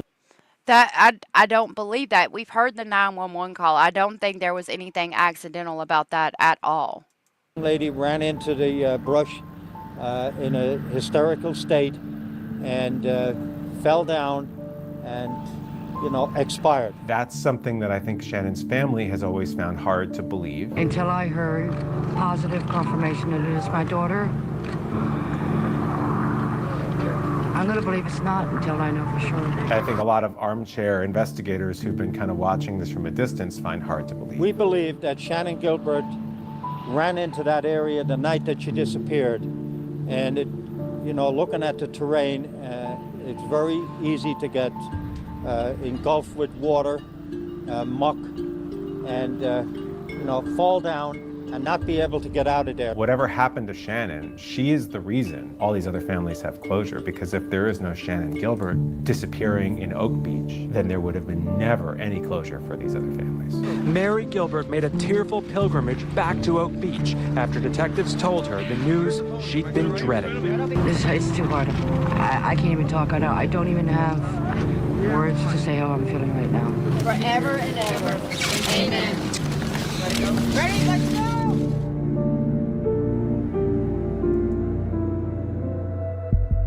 Shannon's death is controversial in this entire story. The police department stands firmly behind that they have done all of their investigative work and that they believe she died of an accidental drowning. And even after hearing that 911 call, they are going to maintain that. Police found what they believe were the remains of 24-year-old Shannon Gilbert buried along Oak Beach in Suffolk County. The medical examiner confirmed that grim find today. I don't know what to believe. I think no one knows what to believe. I think it's logical that it's a coincidence. The one thing that has stayed constant is they say Shannon Gilbert was not a victim of a crime. And our condolences to that family on the death of their daughter. Her family, as well as her family's attorney, feel that Shannon may have been killed. The investigation that's taken place so far is comparable to something you find in Podunk County. Find this killer before he strikes and hurts and murders someone that you love. There was 2 autopsies, one that was done privately that says that there was an injury to the bone in her neck, which is associated with strangulation. Shannon. So, I mean, I'm not understanding how she fell and drowned and broke her neck. Gilbert had a hyoid bone that is a horn-shaped bone in your throat that if you break it, you suffocate. The horns were broken. The official autopsy from law enforcement is that it was undetermined how she died. Autopsy results obtained by Eyewitness News tonight revealed that Shannon Gilbert, a prostitute missing for 18 months, did not have drugs in her system. Some people would say it's a coincidence, while others would say maybe there is a relationship. We just don't know it yet. Forensic scientist Dr. Lawrence Kopolinski says it's likely it's just an outrageous coincidence, though she was missing parts of her fingers and toes and a small bone in her neck, her tox screen negative for drugs. She was a known cocaine user. Her tox screen is completely negative for drugs, and you guys heard the 911 call. Like, make it make sense. It doesn't make sense. It's not, the math ain't nothing.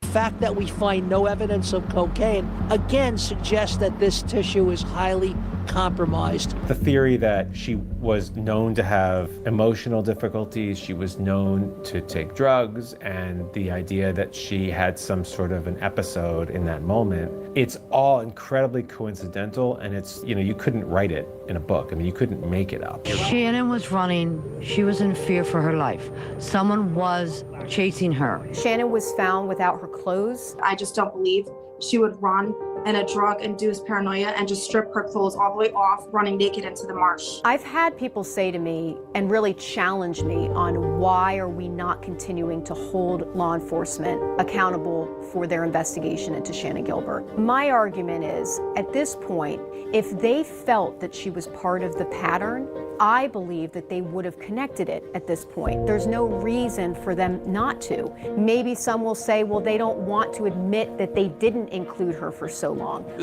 Or that they didn't trace the 911 call and didn't believe her and didn't listen when she was running from them and on 911 phone call for 20 fucking minutes. Southern Cat said, yes, she drowned by being choked while her face was being pushed down in water. Right. That episode didn't break her hyoid bone. Right. It sounded like she was brought there and planted. Yeah, and she was found without clothes. I just learned that for the first time, too. Running naked into the marsh. Like, the man that called 911 did not say she was naked. And I feel like that would have been, something to say. He probably wouldn't have been able to tell she wasn't 14. Like, how do you miss a body right by the road? I don't know. I don't know either. Suffolk County Police Department is grossly derelict in its duty not only to have investigated these murders properly, but also because they failed to protect the lives of these people who are now gone. Doing what we do, I mean, you want to believe officials, you want to believe that the investigators are doing a professional job and have come up with a conclusion that makes sense. And when it comes to Shannon Gilbert, even with all the dysfunction in this investigation going back for more than a decade, it would be really hard for me to believe that so many people have been wrong about this. The mother of Shannon Gilbert is demanding action tonight. Gilbert's body was found last week near Oak Beach. Her mother says local police have done a terrible job, and she wants the FBI to take over the investigation. We are tired of theories. Now we need the truth. This is a woman who had... I mean, I agree. This is absurd. How could they rule it an accidental drowning after that 911 call? Someone is covering up something. Yeah, and I think there was police at that party at Joseph Brewer's, and nobody wanted to be involved in it. In this case, she wasn't doing drugs. Maybe she did in the past a lot, but even so, it's not right ever. Yeah. You have to be a total moron to not put two and two together and see that that girl said she was being followed and chased and was going to be murdered and then ends up dead. Right. The clothes and mental health could have caused her to strip, not saying that's what it was. It's possible, but like, I don't think it was accidental. I don't at all. Basically devoted her whole life to finding what happened to her daughter. But in the middle of that, she had another daughter, and life at home was not good, and whatever happened, she was stabbed by her other daughter and died. She claimed she was hearing voices, and she asked her mother to come over. And her mother dutifully went to her daughter's apartment and was there stabbed to death. Police say her daughter, 27-year-old Sarah Gilbert, is charged with second-degree murder and criminal possession of a weapon. Mary Gilbert was bludgeoned with a knife. And that talks about how the homicide happened with Mary by her daughter. Carr said, in my opinion, they strangled her by holding her underwater. That's why it was a drowning. They held her underwater, so she took in water and they strangled her. That's what I think happened too. If they recorded it, I hope that video is found. Crispy said the department doesn't want to admit that she was murdered because it would be their responsibility that they dropped the ball on the 911 call. Yep. That's what I think. No clothes and no substances doesn't sound accidental. Corruption at its finest. Yep. Sarah, she's a schizophrenic. You have families who are hurting, families who have all kinds of troubled pasts and history together, and mental illness, and, you know, in some cases, poverty and desperation. Shannon had an origin story, and whatever it was, it led to her advertising herself for sex on Craigslist, and it led to her dying in a marsh on Long Island.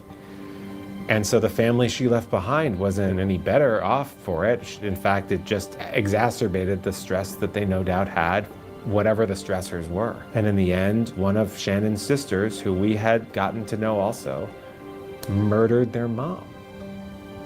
It's just shocking, you know. It's very upsetting. Friends of Mari Gilbert cannot believe she is dead. Miss Gilbert had blood on her clothing, and she was detained by police at the scene. It's crazy that, you know, you would kill your mom. The family attorney said that Shannon's sister Sarah never got over the loss of her sister, never got over the trauma of this whole experience. Sarah had been acting in irrational ways, and she had actually been hearing voices, and these voices were telling her what to do. Probably never got over losing her mom, too, to this whole investigation and to her own obsession about what happened to Shannon. We are going to continue to fight as long as we need to until justice is done for our daughter.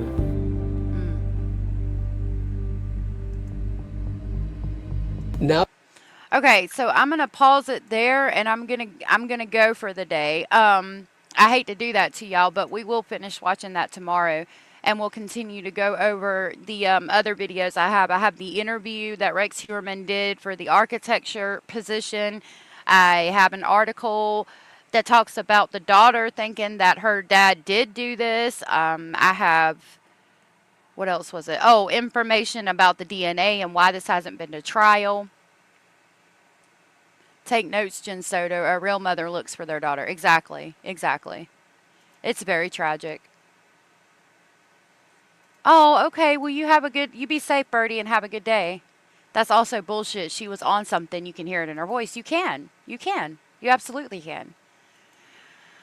So we will continue this tomorrow. Thank you guys for hanging out, and thank you for being here with me. I really appreciate it. I appreciate all the support. You guys make my day, and I love the time that we get to spend together. Yeah, I got to go cook supper myself. I hope y'all have a good night, and we will definitely be back to finish all of this tomorrow. The Long Island serial killer case really, really intrigues me.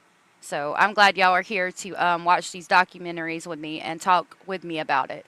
Thank you all so very much. I really do enjoy our time together every day. If nobody has told you, you are enough, you are important, you are special, and you are loved. And I will see y'all tomorrow. Bye.